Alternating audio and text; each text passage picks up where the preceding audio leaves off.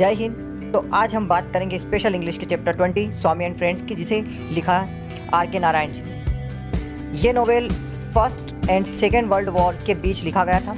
इसे early 1930s में लिखा गया व 1935 में पब्लिश किया गया और इसे फिक्शनल टाउन मालगुडी में सेट किया गया है, जो साउथ इंडिया में। इस नोवेल के 9 पार्ट है। हमें स्पेशल इंग्लिश में दिए गए टोटल पार्ट 9 है। वैसे इस नोवेल के टोटल 18 पार्ट। तो मैं सभी 9 पार्ट्स के लिए इंडिविजुअल वीडियो बनाऊंगा और पूरे चैप्टर को अच्छे से एक्सप्लेन करूंगा। यह वीडियो थोड़ी लेंदी जरूर हो सकती है, बट वीडियो में एंड तक बने रहिए, जिससे आप पूरी वीडियो अच्छे से समझ सकें। तो part first, Monday morning, start करते हैं। कहानी शुरू होती है स्वामी नाम के लड़के से। सोमवार की सुबह थी और स्वामीनाथन की आंख नहीं खुल रही थी। उसे यह दिन हफ्ते का सबसे बुरा दिन लगता था। शनिवार और रविवार की मौज मस्ती के बाद काम और अनुशासन का मूड बना पाना उसे बड़ा मुश्किल लगता था। स्कूल जाने का ख्याल आते ही उसे कपकपी उठने लगती। स्कूल की उखड़ती पीली इमारत, लाल आंखों वाले क्लास टीचर वेद नायगम, लंबी पतली छड़ी लेकर टहलते हेडमास्टर। 8 बजे वह डेस्क के सामने अपने कमरे में आ गया, जो पिताजी के ड्रेसिंग रूम का एक कोना भर था। यहाँ एक मेज थी जिस पर उसका सारा सामान, कोट, टोपी, स्लेट, दवा और किताबें बिखरे पड़े थे। स्टूल पर बैठकर उसने आंखें बंद कर ली और सोचने लगा कि आज उसे क्या क्या करना है। सबसे पहले गणित की 5 पहेलियाँ, लाभ आने की, फिर अंग्रेजी। उसे 8वें पार्ट से पूरा पेज नकल करना था और मुश्किल शब्दों के डिक्शनरी से अर्थ ढूंढने थे। और इसके बाद भूगोल। और यह सब काम करने के लिए उसके पास सिर्फ 2 घंटे थे। फिर स्कूल जाने के लिए तैयार होना था। स्वामीनाथन समय पर तैयार होकर स्कूल पहुंच जाता है। लाल आंखों वाले वेद नायगम क्लास ले रहे थे। उनके पीछे कमरे की बड़ी सी खिड़की थी। उस खिड़की से मैदान का कुछ हिस्सा और प्राइमरी कक्षाओं का एक कोना दिखाई देता था।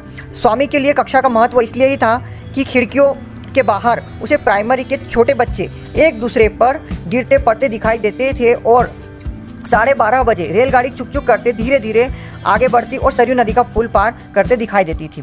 पहला घंटा शांति से बीत गया। दूसरा घंटा गणित का था। वेद नायगम बाहर निकले और थोड़ी ही देर में गणित के अध्यापक बनकर वापस आ गए। फिर एक ही स्वर में पढ़ाने लगे। स्वामी बोर हो रहा था और उसे नींद आने लगी। टीचर ने होमवर्क की कॉपियाँ मांगी। स्वामी झट से उठा, सामने आया और मेज पर कॉपी रख दी। टीचर उसके सवालों की जांच करने लगे और स्वामी टीचर का मुंह देखता रहा। स्वामी के अनुसार टीचर की दोनों आंखें एक दूसरे के बहुत पास थी। ठोंडी पर यानी दाढ़ी पर ज़्यादा बाल दिखाई दे रहे थे और वे बदशक्ल लग रहे थे। स्वामी की नींद तब टूटी जब टीचर ने स्वामी को चिमटी काटी। वे एक हाथ से स्वामी को चिमटी काट रहे थे तो दूसरे हाथ से सवालों को काटते जा रहे थे। अंत में पेज के नीचे लिख देते हैं, बहुत खराब। कॉपी स्वामी के मुंह पर दे मारी और सीट पर वापस भेज दिया। अगला घंटा इतिहास का था। लड़के इसका बेचैनी से इंतजार करते थे। डी पिल्लई इतिहास पढ़ाते थे और हंसी मजाक और सद्व्यवहार से क्लास लेने के लिए मशहूर थे। सब कहते थे कि आज तक उन्होंने किसी लड़के को डांटा फटकारा नहीं है। इतिहास पढ़ाने का उनका तरीका शिक्षण नियमों से अलग उनका अपना था। वे Vasco da Gama, Clive, Hastings वगैरह की कहानियाँ बड़े विस्तार से बयान करते थे। जब वे इतिहास में हुई लड़ाइयों के बारे में बताते तो लड़कों को तलवारों की खनक और जमीन पर गिरने वालों की चीखें सुनाई देने लगती थी। हेडमास्टर साहब कभी दबे पांव उनकी कक्षा के बगल से गुजरते तो उनके पढ़ाने का तरीका देखकर परेशान हो उठते। इसके बाद धर्म शिक्षा का पीरियड होता था। यह पीरियड भी बोरिंग नहीं होता था। इसमें भी मज़ेदार घटनाओं की तस्वीरें दिखाई देती थी, जिससे लाल सागर का पानी कम होता जा रहा था, जिससे इजरायली देश छोड़कर भाग सके, पहलवान सैमसन के ज़बरदस्त कारनामे, ईसा मसीह कब्र से बाहर निकल रहे हैं, वगैरह वगैरह। परेशानी एक ही थी कि धर्म शिक्षक एबेनेजर बड़े कट्टर ईसाई थे। उन्होंने मुट्ठियाँ बांधकर कहना शुरू किया, अरे मूर्खों, तुम गंदी बेजान लकड़ी और पत्थर की मूर्तियों की पूजा क्यों करते हो? क्या वे बोल सकती है? नहीं। क्या वे देख सकती है? नहीं। क्या वे आशीर्वाद दे सकती है? नहीं। क्या वे तुम्हें स्वर्ग ले जा सकती है? नहीं। ऐसा क्यों है? क्योंकि वे बेजान है। जब मोहम्मद गजनी ने तुम्हारे देवताओं की मूर्तियों को तोड़ा, उन्हें पैरों तले रौंदा और उनके पत्थर से अपने पेशाब घर बनवाए, तब तुम्हारे देवता क्या कर सके? अगर उन मूर्तियों में जान होती तो उन्हें उन हमलों का मुकाबला करना चाहिए था। उन्होंने क्यों नहीं किया? इसके बाद उन्होंने ईसाई धर्म की चर्चा शुरू की। अब देखो हमारे ईसा मसीह के काम। वे बीमारों को सही कर देते हैं, गरीबों की मदद करते हैं, लोगों को स्वर्ग ले जा सकते हैं। असली भगवान थे वे। उन पर श्रद्धा रखोगे तो स्वर्ग जाओगे। स्वर्ग हमारे भीतर ही है। यह कहते हुए उनकी आंखों से आंसू निकलने लगते, मानो ईसा उनके सामने ही खड़े हो। इसके बाद भी श्री कृष्ण को याद करते ही उनका चेहरा गुस्से से लाल हो उठता। तुम्हारे कृष्ण की तरह हमारे ईसा क्या लड़कियों के पीछे भागते? उस बदमाश की तरह क्या ईसा लोगों के घरों से माखन चुराते फिरते थे? क्या वे अपने साथियों के साथ तुम्हारे कृष्ण की तरह चालबाजियां करते थे? इतना कहकर वे रुक गए। यह सब सुनकर स्वामी का खून खोल उठा। उसने सीट से उठकर पूछा कि ईसा ने कोई गलत काम नहीं किया तो उन्हें सूली पर क्यों चढ़ाया गया? टीचर ने कहा। क्लास खत्म होने के बाद वह उससे मिले तब इस सवाल का जवाब देगा। यह उत्तर सुनकर स्वामी ने एक सवाल और किया।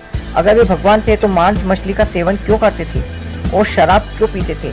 ब्राह्मण होने के कारण स्वामी को ये सही नहीं लगता था कि भगवान को ये सब चीजें खाना पीना चाहिए। यह सवाल सुनकर एबेनेज़र ने स्वामी का कान मरोड़ दिया। दूसरे दिन स्वामी आधे घंटे पहले स्कूल आ गया। वह अपने साथ एक खत लेकर आया जो स्वामी को उसके पिता ने दिया था। स्वामी एक तरफ बैठकर सोच रहा था कि उसने एबेनेज़र वाली घटना अपने पिता को बताकर उसने बड़ी गलती की। जैसे ही घंटी बजी वो हेडमास्टर के कमरे में गया और उन्हें यह खत पकड़ा दिया। हेडमास्टर ने खत पढ़ना शुरू किया और उनका चेहरा गंभीर हो गया। खत में लिखा था, महोदय, मैं आपको सूचित करना चाहता हूं कि मेरे बेटे स्वामीनाथन को, जो कक्षा 1 सेक्शन A का छात्र है, कल धर्म शिक्षा के अध्यापक ने गुस्से में मारा। मुझे पता चला है कि यह अध्यापक हिंदू धर्म की चर्चा करते हुए देवताओं का अपमान करता है और गलत भाषा का प्रयोग करता है। बच्चों का इस पर गलत असर पड़ना स्वाभाविक है। इन विषयों पर सहिष्णुता बरतना जरूरी है। मैं यह करना चाहता हूँ। मुझे यह भी बताया गया है कि जब मेरे बेटे ने कुछ प्रश्न पूछने चाहे तो अध्यापक ने बुरा व्यवहार किया। स्वामी जब घर आया उसके कान तब तक लाल थे। मुझे लगता है कि आप अपने स्कूल में गैर ईसाई बच्चे नहीं चाहते। अगर ऐसा है तो मैं अपने बच्चे को दूसरे स्कूल में डाल सकता हूँ। आपको मालूम होगा, हमारे कस्बे मालगुड़ी में अल्बर्ट मिशन स्कूल ही अकेला स्कूल नहीं है। आशा करता हूँ आप मुझे उत्तर देंगे। आपका WT श्रीनिवासन। स्वामी बाहर निकला तो लड़कों ने उसे चारों तरफ से घेर लिया और पूछने लगे कि क्या बात थी, लेकिन स्वामी ने किसी के भी सवालों का जवाब नहीं दिया और चुप रहा। क्लास में 4 लड़के ही ऐसे थे जिनसे स्वामी की दोस्ती थी और जिन पर स्वामी विश्वास करता था। पहला था क्लास का मॉनिटर सोमू, जो बड़े आराम, बड़ी शांति व विश्वास से अपना काम धाम करता था। वह पढ़ाई में इतना अच्छा भी नहीं था, पर कोई टीचर क्लास में उससे सवाल नहीं पूछता था। लड़के सोचते थे कि हेडमास्टर ही उसे डांट सकते हैं। दरअसल क्लास में उसकी स्थिति चाचा की तरह थी। दूसरा लड़का था मणि, सबसे बेकार लेकिन सबसे ताकतवर। क्लास के सब लड़कों से वह ऊंचा और तगड़ा था। वह बहुत कम किताबें लेकर आता, होमवर्क की परवाह नहीं करता। क्लास में आकर वह आखिरी बेंच पर कब्जा कर लेता। वह पैर फैलाकर सो जाता। कोई टीचर उससे उलझने की हिम्मत नहीं करता था। कहा जाता था कि वह एक नए अध्यापक ने उससे कुछ पूछा और उसकी जान पर बनाई। वह अजनबियों को परेशान करता था। वह लोग उसे आता देखकर रास्ता बदल लेते थे। वह हमेशा टोपी तिरछी करके पहनता और बगल में तमिल उपन्यास लेकर घूमता रहता। वह कई दिनों से इसी स्कूल में पढ़ता रहा था। एक क्लास में कई साल गुजारता। स्वामी को गर्व होता था कि मणि उसका दोस्त है। दूसरे लड़के उससे डरते, परंतु स्वामी उसके कंधे पर हाथ रखकर बात करता। वह मणि नाम लेकर पुकारता। स्वामी जब मणि से पूछता था कि यह शक्ति उसे किस तरह प्राप्त हुई, मणि जवाब देता कि उसके पास घर में 2 मुद्गल हैं जिसे वह किसी का भी सिर फोड़ सकता है। तीसरा लड़का था शंकर। वह कक्षा का सबसे तेज लड़का था और 100 में से 90 अंक प्राप्त करता था। कुछ लोगों का कहना था कि अगर वो टीचरों से सवाल जवाब करने लगे तो उनकी भी सिट्टी पिट्टी गुल करते, और कुछ लड़कों का कहना था कि वह टीचरों के कपड़े धोता है जिससे टीचर उसे 90 अंक दे देते। अगर उसे सपने में भी इतिहास पूछा जाए तो वो बता देता। व्याकरण उसके लिए बच्चों का खेल था। उसे दुनिया की सभी नदियों, पहाड़ों और देशों के नाम याद थे। बुद्धि उसके चेहरे से चमकती, यद्यपि उसकी नाक से पानी बहता रहता। वो जब भी कक्षा में आता अपने बालों में फूल लगाकर आता। स्वामी को उसका यह रूप बहुत पसंद था और उसने मणि को शंकर से दोस्ती करने के लिए भी मना लिया था, परंतु शंकर का उसे दोस्ती दिखाने का अपना अलग ही अंदाज था। वह शंकर की पीठ पर मुक्का मार देता और उससे पूछता कि तुम्हारे इस छोटे से शरीर में इतना दिमाग कहाँ से आया? क्या अपनी बुद्धि में से कुछ हिस्सा वह उसे नहीं दे सकता? चौथा लड़का था सैमुअल, जिसे शरीर के आकार के कारण मटर नाम दिया गया था। उसमें कोई खास बात नहीं थी, मामूली सा लड़का था, वरना बदन में ताकत न दिमाग में कोई खास अगले। स्वामी की तरह उसका भी गणित बहुत कमज़ोर था। उसकी तरह वह भी शक्ति दुर्बल और अस्थिर था। उन दोनों में एक चीज़ कॉमन थी, वह थी हंसी। दुनिया की चीज़ों में उन्हें एक जैसी कमियां और मजाक वाली बातें दिखाई देती। जिन बातों पर दूसरों का बिल्कुल ध्यान नहीं जाता, उन पर वे हंस कर लोटपोट होते रहते। स्वामी ने जब साथियों को बताया कि पिताजी ने खत में क्या लिखकर हेडमास्टर जी को भिजवाया, तो सबको अच्छा लगा। सोमू सबसे पहले अपनी भावना व्यक्त की और स्वामी का समर्थन किया। शंकर ने गंभीरता दिखाते हुए कहा, लोग जो कुछ भी कहें, तुमने अपने पिता को यह बात बताकर अच्छा ही किया। मणि ने आंखें बंद की और हूँ करते हुए अपना समर्थन जताया। उसे यह सोचकर दुख हुआ कि इसे सुलझाने के लिए बड़ों की सहायता ली गई। इस तरह की बातें कक्षा की दीवारों से बाहर नहीं जाना चाहिए। यह सही नहीं हुआ। अगर वह स्वामी की जगह होता तो ज़्यादा बड़ी चीज़ न मिलने पर शाही फेंक कर टीचर के मुंह पर मार देता। फिर स्वामी ने जो किया ठीक किया, चुप रहता तो बहुत ही बुरा होता। अब धर्म शिक्षक जरा संभल कर रहे, वह उसकी गर्दन मरोड़ देगा और पीठ की हड्डियाँ तोड़कर रख देगा। मटर नामक सैमुअल बहुत असहज महसूस कर रहा था।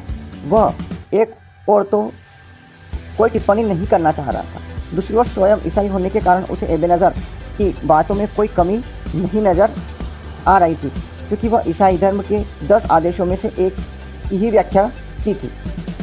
उसे लगा कि उसे एबेनेज़र का समर्थन करना चाहिए, इसलिए उसने एबेनेज़र के कपड़ों और रहन सहन की बुराई करके छुट्टी पा ली।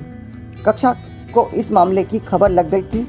जब धर्म शिक्षक का घंटा यानी पीरियड शुरू हुआ, लड़के कुछ होने का इंतजार कर रहे थे, लेकिन कुछ भी नहीं हुआ। एबेनेज़र हमेशा की तरह बोलता रहा। उस दिन उसी भागवत गीता को उधेड़ने का निश्चय किया हुआ था, और सच्चाई भी यह है कि काफ़ी उदार किस्म की इस रचना पर कुछ भी टिप्पणी की जा सकती है। एबेनेज़र ने इस तथ्य का हथियार बनाकर उसके बारे में बहुत कुछ कहा। हमेशा की तरह उसके शब्द बहुत पेने थे, लेकिन उसमें विद्वता झलक रही थी। उसने गीता को हिंदुत्व का आधार बनाकर उसके टुकड़े टुकड़े कर दिए और भाषण की चोटी पर चढ़ता जा रहा था।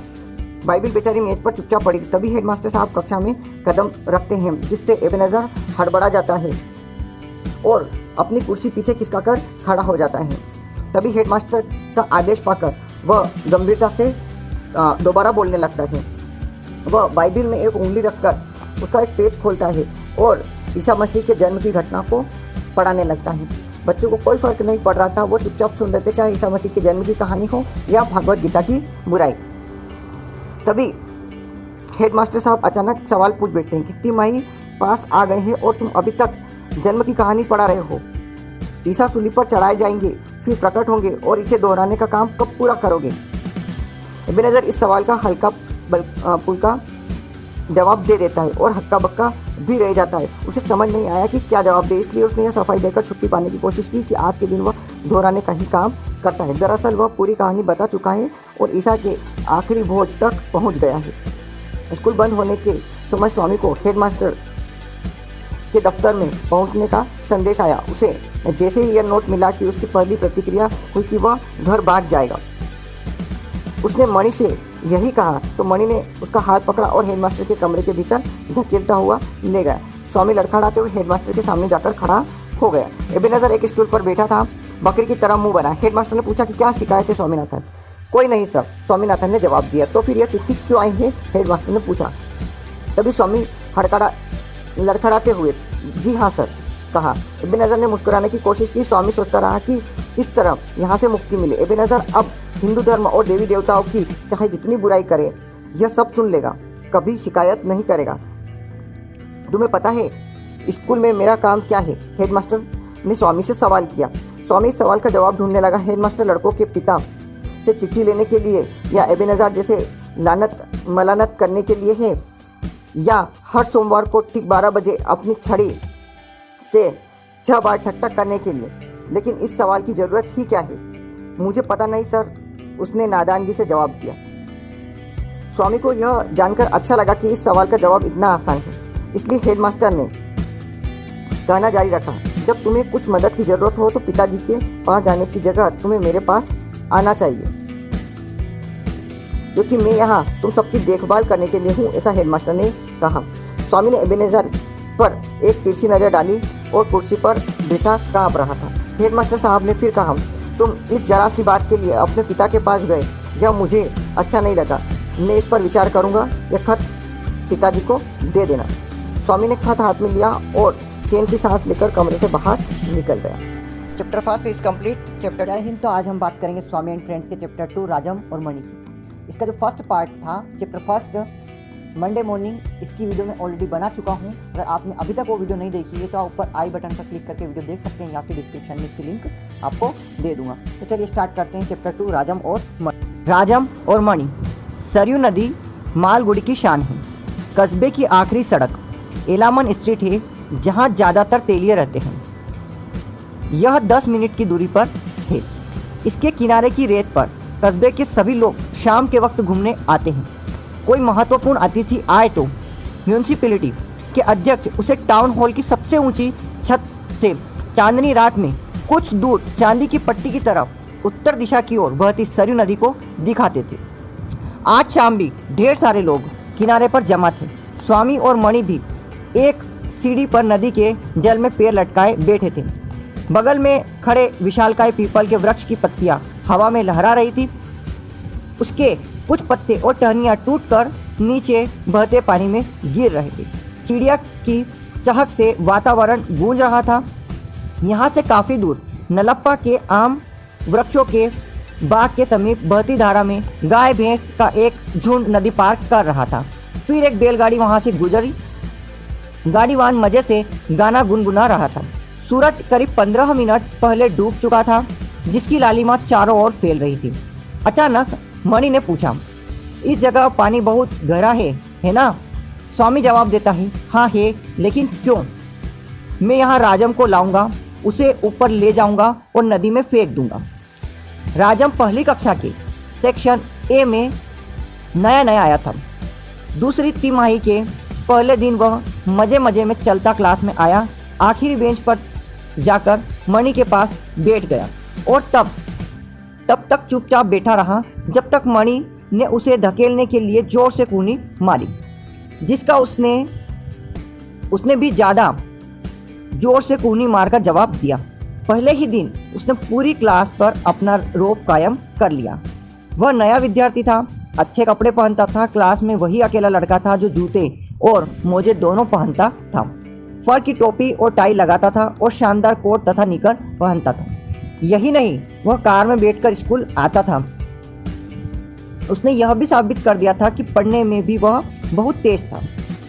उड़ती खबरें ये भी थी कि मद्रास के किसी अच्छे अंग्रेजी स्कूल से यहाँ आया था। वह अंग्रेजी भी बहुत अच्छी बोलता था, बिल्कुल किसी यूरोपियन की तरह, जिसका मतलब यह हुआ कि यहाँ किसी को वह समझ नहीं आती थी। कक्षा के बहुत से लड़के तो उससे बात करते भी हिचकते थे, क्योंकि उनकी टूटी फूटी अंग्रेजी का खजाना बहुत थोड़ा था। सिर्फ शंकर ही, जिसे क्लास का जीनियस समझा जाता था, उससे बात करने की हिम्मत करता था। हालांकि राजम के सामने उसकी अंग्रेजी बहुत कमज़ोर और मामूली थी। इसी राजम को मणि अपना प्रतिद्वंद्वी मानता था। वह मणि के प्रति एक विशेष प्रकार की अवज्ञा से पेश आता था, जिसका मणि बिल्कुल भी अभ्यस्त नहीं था। मणि अगर उसे कूनी मारता तो राजम भी कूनी से ही जवाब देता। मणि ठोकर मारता तो वह भी ठोकर लगा देता था। अगर मणि क्लास में मुखिया की तरह था तो राजम भी मुखिया ही था। इसमें यह भी बात जोड़नी होगी कि राजम को 70% नंबर मिलते थे और शंकर के बाद उसका स्थान दूसरा था। सबको यह ज्ञान हो गया था कि राजम कक्षा का नया पहलवान था। जैसे जैसे दिन बीतते जाते थे, यह मणि के ऊपर और हावी होता जा रहा था और उसके लिए यह एक नई समस्या पैदा हो गई थी। नदी की सीढ़ियों पर बैठकर यह कहने के पीछे कि राजम को वह बांधकर पानी में फेंक देगा, पूरी कहानी यही थी। स्वामी को यह सुनकर डर लगा और वह बोला, तुम भूल जाते हो कि उसके पिता पुलिस सुपरिंटेंडेंट थे। मणि कुछ देर चुप रहा, फिर बोला, मैं किसी की परवाह नहीं करता। किसी दिन मैं अपने मुग्दल से उसके कंधे तोड़ डालूंगा। तुम्हारी जगह मैं होता तो पुलिस के लोगों से दूर ही रहता। बड़े खतरनाक होते हैं ये, स्वामी ने कहा। मेरी जगह तुम होते, अरे वाह, शुक्र है कि तुम्हारी जगह मैं नहीं हूँ, कायर कहीं का, ऐसा मणि कहता। स्वामी ने यह सुनकर अपने होठ काट लिए और एक आह भरी। मणि ने और भी कुछ कहा, ये देखता हूँ कि तुम राजम से बहुत दोस्ती बढ़ा रहे हो। मैं तुम्हें चेता रहा हूँ, हाथ पैर बचाकर रखना, यही कह सकता हूँ मैं तुमसे। इस पर स्वामी ने उसका विरोध किया। मणि क्या यह सोचता है कि स्वामी उसके अलावा किसी और की इज्जत कर सकता है? मणि ही तो उसका सबसे पुराना जिगरी दोस्त है और नेता भी है। यह ख्याल उसे आया ही क्यों? स्वामी को जहाँ तक याद पड़ता है वह 3 गज से ज़्यादा राजम के पास गया ही नहीं। यह तो उससे नफरत करता है, नया अमीर बनता है। मणि ने उसे राजम के साथ कब देखा है? हाँ ठीक है, सोमवार को ड्राइंग की क्लास में देखा होगा। राजम ही खुद उससे बात करने आया था और उसने तो मुंह ही फेर लिया था। गधे को पेंसिल तलाश थी और उसने उसे नहीं दिया था। उल्टे यह कह दिया था कि इतनी ज़रूरत है तो दुकान जाकर खरीद लाओ। अरे राजम और मणि के बीच कोई बराबरी है क्या? मणि यह सुनकर बेहद खुश हो उठा। उस शाम वह पहली दफ़ा हंसा और दिल खोलकर हंसा। उसने प्यार दिखाने के लिए स्वामी को इतने जोर से झकझोरा और उसके कान उमेटे कि वह दिन मिलाकर चीखने लगा। फिर अचानक उसने पूछा, मैंने जो बताया था वह चीज़ तुम लाए? स्वामी कहता, अरे मणि मुझे माफ़ कर दो, तुम माँ पूरे वक्त किचन में घुसी रही, मैं वह चीज़ ले ही नहीं सका। वह चीज़ का मतलब था नींबू का अचार। तुम बड़े बेकार आदमी हो, कितनी मज़ेदार शाम है, यहाँ बैठकर खाते, मणि कहता है। स्वामी को राजम और मणि के बीच बातचीत की कड़ी का काम करना होता था। वे क्लास की आखिरी बेंच पर पीली दीवार के सहारे बैठे थे। स्वामी राजम और मणि के बीच में था। सामने डेस्क पर उनकी किताबें रखी थी, लेकिन दिमाग दूसरी बात में मशरूफ था। मणि ने एक कागज के टुकड़े पर लिखा, तुम आदमी हो, और स्वामी को पकड़ा दिया, जिसने उसे राजम की तरफ सरका दिया और गुस्से से उसकी तरफ देखा। राजम ने उसे पढ़ा, तोड़ा, मरोड़ा और दूर फेंक दिया।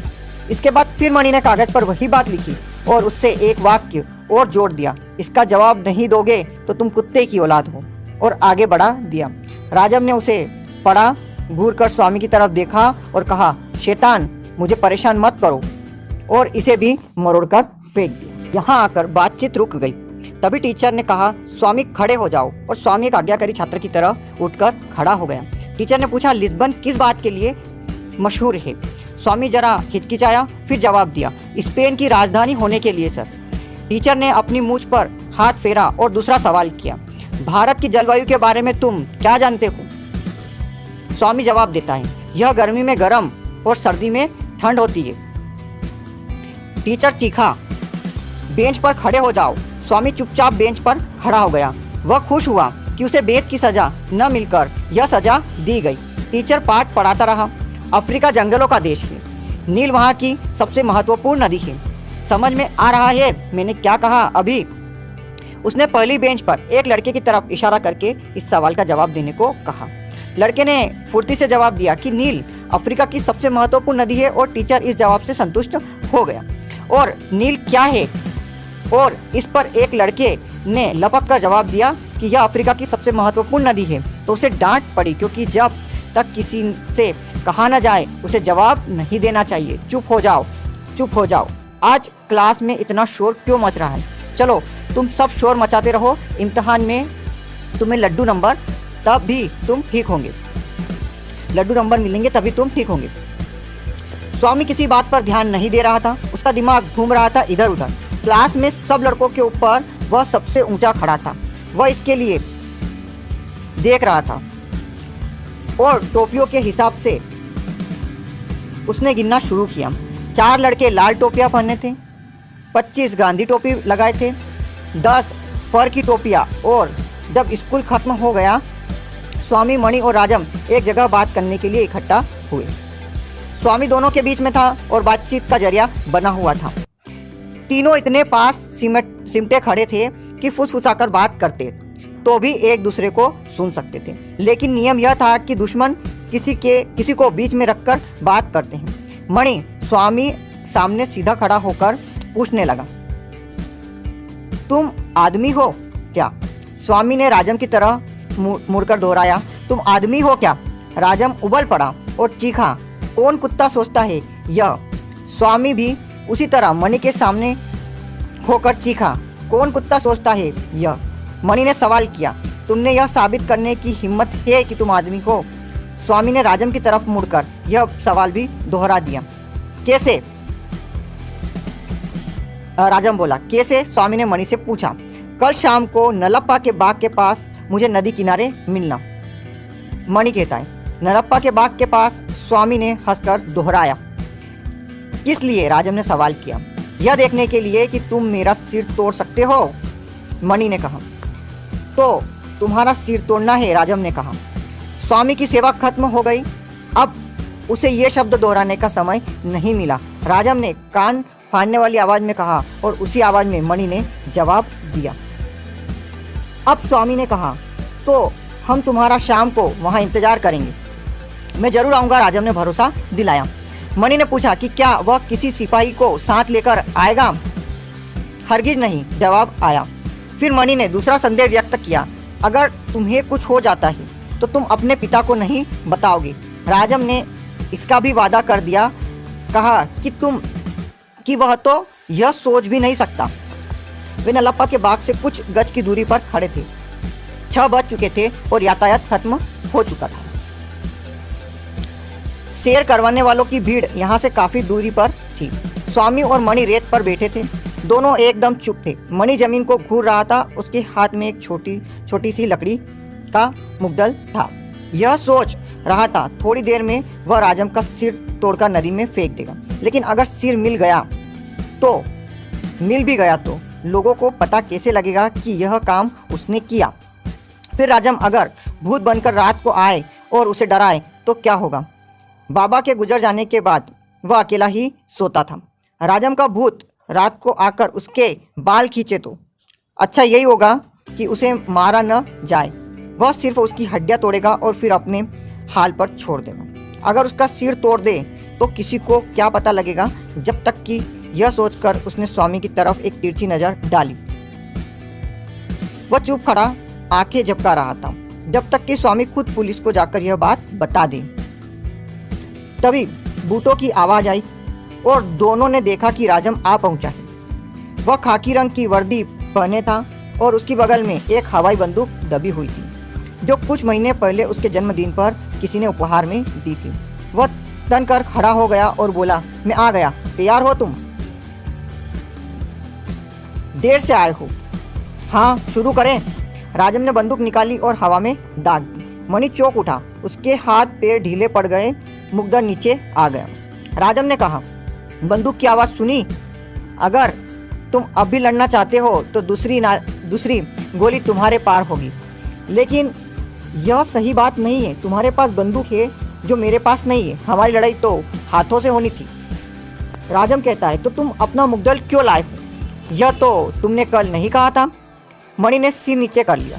यह बताओ, मैंने तुम्हारा क्या बिगाड़ा है? राजम ने सवाल किया मणि से। तुमने किसी से कहा कि मैं धोखेबाज हूँ। राजम कह देता है, यह झूठ है। कुछ देर चुप्पी रही। फिर राजम ने कहा, अगर तुम इसी वजह से गुस्सा हो तो इसे भूल जाओ। मैं तुम्हारा दोस्त बनने को तैयार हूँ। मणि कहता है, मैं भी।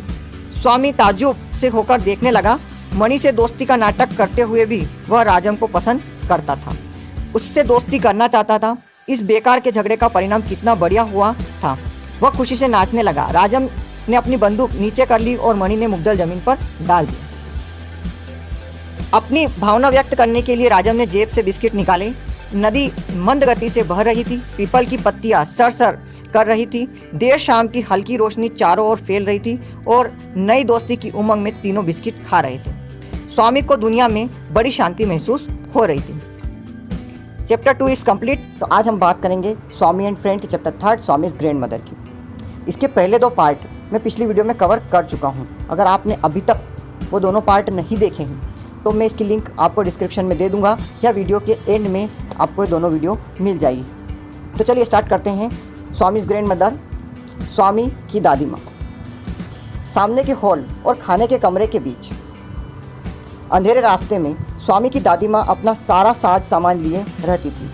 सामान में था 5 दरियों को मिलाकर बनाया गया बिस्तर, 3 चादरें, 5 तकिए, जूट का बना एक चौकोर बक्सा और लकड़ी का एक छोटा सा डिब्बा जिसमें कुछ सिक्के, इलायची, लौंग और सुपारी रखी थी।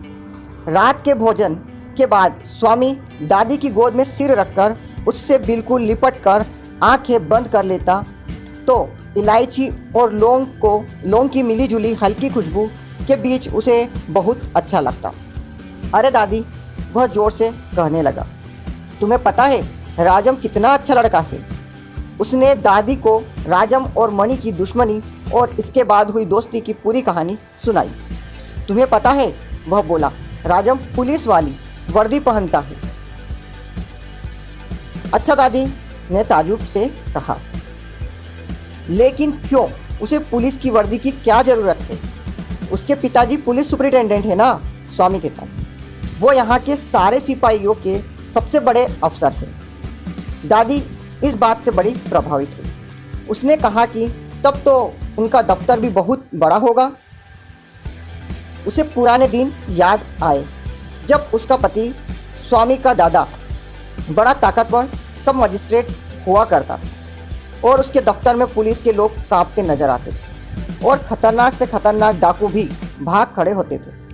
स्वामी अपने दादा की कहानी उत्साह से सुनता रहा, लेकिन कहानी खत्म ही नहीं होती थी। दादी बार बार उन्हीं घटनाओं को एक दूसरे में गड़-गड़ कर उल्टे सीधे शब्दों में सुनाती चली जा रही थी। दादी, अब खत्म करो, स्वामी ने घबरा कर कहा। मैं तुम्हें राजम के बारे में कुछ और बताता हूँ। तुम्हें पता है उसे गणित में कितने नंबर मिलते हैं? उसे तो पूरे नंबर मिलते होंगे ना, स्वामी, दादी ने कहा। अरे नहीं, उसे 100 में से 90 नंबर मिलते हैं। अच्छे हैं ये, और तुम्हें भी उसी के बराबर नंबर लाने की कोशिश करनी चाहिए, ऐसा दादी कहती। तुम्हें बताऊं, तुम्हारे दादा अक्सर अपने जवाबों से इम्तिहान लेने वाले को भी परेशान कर देते थे। दूसरे लोग जितने वक्त में किसी सवाल का जवाब देते, उससे 10वें समय में वे जवाब दे देते थे और उनके जवाब इतने ज़ोरदार होते थे कि अक्सर उनके टीचर 200 नंबर उनको दे दिया करते थे। उन्होंने जब इंटर की क्लास पास की तो उन्हें बहुत बड़ा मेडल इनाम में मिला था। मैंने सालों उसे लॉकेट की तरह पहना और कब उतारा मैंने उसे? हाँ, जब तुम्हारी बुआ पैदा हुई थी। नहीं, तुम्हारी बुआ नहीं, जब तुम्हारे पिता पैदा हुए थे। नहीं, मेरी बात ठीक है, जब तुम्हारी बुआ पैदा हुई थी तब मैंने उसे उतारा था। अब कहाँ है वह मेडल? स्वामी ने पूछा। हाँ, मैंने उसे तुम्हारी बुआ को दे दिया और उसने उसे गलाकर सोने की 4 चूड़ियाँ बनवा ली। बेवकूफ़ थी वो, और चूड़ियाँ भी कितनी पतली। मैं हमेशा उसे घर में सबसे बेवकूफ़ मानती रही हूँ। बस करो दादी, तुम बेकार की पुरानी कहानियाँ दोहरा रही हो। तुम राजम के बारे में नहीं सुनोगी? दादी कहती है, ज़रूर सुनूंगी बेटा। दादी, जब राजम बहुत छोटा था तभी उसने एक चीते को मार गिराया था। अच्छा, बड़ा बहादुर था वो, दादी कहती है। तुम मुझे खुश करने के लिए कह रही हो, इस बात पर तुम्हें यकीन नहीं हुआ? फिर स्वामी ने जब पूरी कहानी सुनानी शुरू की। राजम के पिता जंगल में डेरा डाले हुए थे। अचानक 2 चीते उनके ऊपर चढ़ आए और एक ने पीछे से पिता पर हमला कर दिया। दूसरा राजम के पीछे दौड़ा, जो भागकर एक झोपड़ी में छिप गया और बंदूक से चीते को मार डाला। अरे दादी, तुम तो सो गई, कहानी खत्म करते हुए दादी ने कहा। कहानी खत्म करते हुए स्वामी ने कहा। मैं सो कहाँ रही हूँ, तुम्हारी कहानी सुन रही हूँ, दादी कहती है। अच्छा, मैं तुम्हारा इम्तिहान लेता हूँ। बताओ, कितने चीतों ने कितने लोगों पर हमला किया? 2 चीते थे जो राजम के पीछे दौड़े, दादी ने जवाब दिया। दादी की गलती पकड़ी गई। स्वामी उससे गुस्सा हो उठा। मैं तो तुम्हें बड़ी ज़रूरी बातें बता रहा हूँ और तुम हो कि अपनी फिजूल की कहानियों में लगी हो। अब मैं तुम्हें कुछ नहीं सुनाऊंगा। मैं जानता हूँ तुम क्यों नहीं सुनना चाहती। तुम राजम से नफरत करती हो। अरे बेटा, नहीं, हरगिज़ नहीं, राजम तो बहुत अच्छा लड़का है, दादी ने जोर देकर कहा। हालांकि उससे राजम को कभी देखा ही नहीं था। स्वामी यह सुनकर खुश हो गया। फिर उसे एक दूसरा ही शक हुआ। दादी, तुम्हें शायद चीते की बात पर यकीन नहीं हुआ। नहीं, मुझे इस घटना पर पूरा विश्वास है, दादी ने ढाढ़स बांधते हुए कहा। स्वामी अब उस पर यकीन कर लिया, लेकिन फिर भी चेतावनी देते हुए कहा, जो भी मुझे झूठा कहेगा उसे मैं मार दूंगा। दादी ने उसकी इस भावना की तारीफ की और फिर कहा कि अब वह उसे हरिश्चंद्र राजा की कहानी सुनाएगी, जिसने सत्य बोलने के कारण अपना राज्य खो दिया, बीवी और बच्चा भी खो दिया। हालांकि बाद में उसे सब कुछ वापस मिल गया। कहानी सुनाते सुनाते बीच में ही स्वामी की नाक बजने लगी और इसके फौरन बाद दादी भी खर्राटे लेना शुरू कर दिया। शनिवार की शाम थी। शनिवार और रविवार चूँकि कई दिन के इंतजार के बाद आते थे, इसलिए स्वामी को यह दिन दादी और माँ के साथ बात करने में या गुणा भाग के सवाल करने में बिताना कठिन नहीं लगता। हालांकि पिताजी का यह निश्चित आदेश था कि शनिवार का दिन स्वामी यार दोस्तों के साथ घूमने फिरने में न बिताए और घर बैठकर स्कूल का सारा काम निपटाए, लेकिन वह इसका पालन कभी नहीं कर पाता था। स्वामी अपने पढ़ने के कोने में किताबों के सामने बेचैन बैठा इंग्लिश रीडर की एक कविता का अर्थ समझने की कोशिश कर रहा था। पिताजी शीशे के सामने खड़े सिर पर पगड़ी बांध रहे थे। पगड़ी बांधकर उन्होंने सिल्क का कोट पहना। अब सिर्फ चश्मा लगाना रह गया था। स्वामी बड़े ध्यान से उन्हें यह सब करते देखता रहा। चश्मा भी लगा लिया गया, अब सिर्फ घड़ी लगाना बाकी था। स्वामी खुश हुआ। घड़ी लगाने के बाद पिताजी कचहरी चले जाएंगे। माँ भीतर से एक हाथ में पानी का गिलास और दूसरे में पान सुपारी तश्तरी में रखकर लाई। पिताजी ने पानी पी लिया और पान के लिए हाथ बढ़ाया। माँ ने उन्हें कुछ सुपारी के टुकड़े और करी ने बंधे कई पान दिए।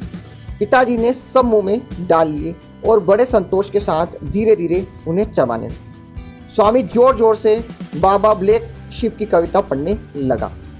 पिताजी ने सुंगनी की छोटी सी चांदी की डिब्बी को जेब में टटोला और धब्बेदार रुमाल से, जो घर का सबसे गंदा कपड़ा था, अपना मुंह साफ किया। फिर अपना छाता बगल में दबाया और यही उनके निकलने का आखिरी संकेत था। स्वामी ने किताब बंद की और खड़ा होने को हुआ। पिताजी कमरे के बाहर पैर रख चुके थे। तभी स्वामी ने अपने पैर फिर मेज के नीचे कर लिए।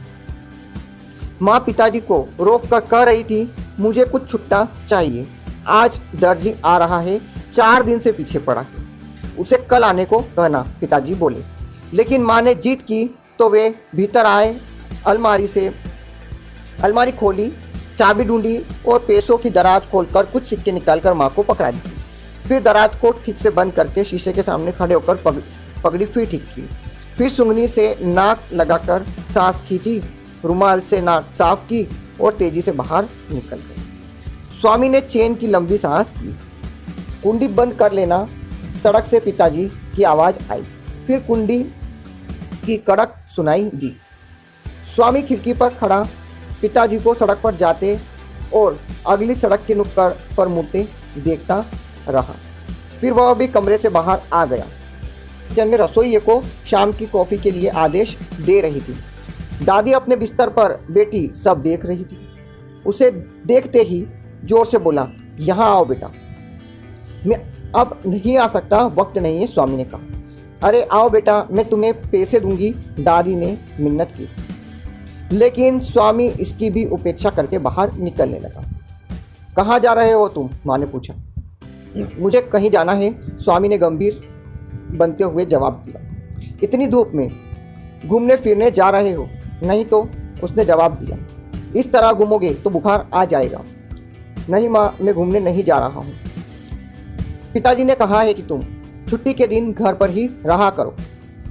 कहा है, लेकिन मेरे ड्राइंग मास्टर ने घर बुलाए हैं। फिर उसने कुछ चिढ़ते हुए कहा, अगर मैं ड्राइंग में फेल हो गया तो तुमको खुशी मिलेगी।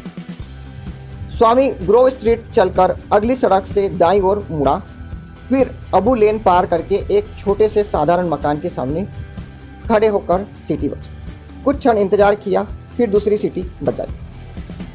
कुंडी खड़की, दरवाज़ा जरा सा खुला और मणि ने बाहर मुंह निकालकर कहा, बेवकूफ़, मेरी चाची घर में है, भीतर मत आना, वहीं जाकर मेरा इंतजार करो। स्वामी वहाँ से हट गया और निश्चित स्थान पर पेड़ के नीचे खड़ा इंतजार करने लगा। आसमान में सूरज तप रहा था। नीचे सड़क खाली थी। गटर के पास एक गधा खड़ा बहते पानी में अपनी परछाई देख रहा था। एक गाय केले का बड़ा सा पत्ता खाने में लगी थी।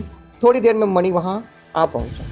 राजम ने राजम के पिता लोली एक्सटेंशन में रहते थे। यह नाम मालगुडी क्षेत्र के पुराने अंग्रेज इंजीनियर अफसर फ्रेडरिक लोली के से प्राप्त हुआ था। यहाँ 50 साफ सुथरे बंगले थे जिसमें ज़्यादातर सरकारी अफसर रहते थे। इन घरों में थोड़ी ही दूर पर त्रिचनापल्ली जाने वाली बड़ी सड़क गुजरती थी। स्वामी और मणि बहुत सकुचाते हुए राजम के घर जाने वाले रास्ते पर बढ़ने लगे। एक सिपाही उन्हें देखकर चिल्लाया, रुको, और दौड़कर उनके पास गया। स्वामी डर गया और घर लौटने को तैयार हो गया। उसने मणि से कहा कि सिपाही से बात करें। सिपाही ने पूछा कि वे यहाँ क्या कर रहे हैं। मणि ने बेपरवाही दिखाते हुए कहा, हम राजम से मिलने आए हैं, उन्होंने हमें बुलाया, घर पर है। यह सुनते ही सिपाही नम्र हो गया और इज्जत से उन्हें राजम के कमरे तक पहुंचाया। स्वामी और मणि को लगा कि कमरा काफ़ी बड़ा है। उसमें कई कुर्सियां थीं, सचमुच की कुर्सियां, और एक बड़ी मेज जिस पर उसकी किताबें करीने से सजी थी। लड़कों को जिस चीज़ ने सबसे ज़्यादा आकर्षित किया वह थी मेज पर रखी घड़ी। इतने छोटे लड़के के पास उसकी अपनी भी थी। सचमुच उसके पिता बड़ी शानदार हस्ती होंगी। तभी राजम कमरे में आया। वह जानता था कि दोस्त उसका इंतजार कर रहे हैं, लेकिन वह उन्हें कुछ और मिनट इंतजार कराना चाहता था, क्योंकि उसने देखा था कि उसके पिता भी यही करते हैं। इसलिए वह बगल के कमरे में कुछ मिनट खड़ा नाखून चबाता रहा।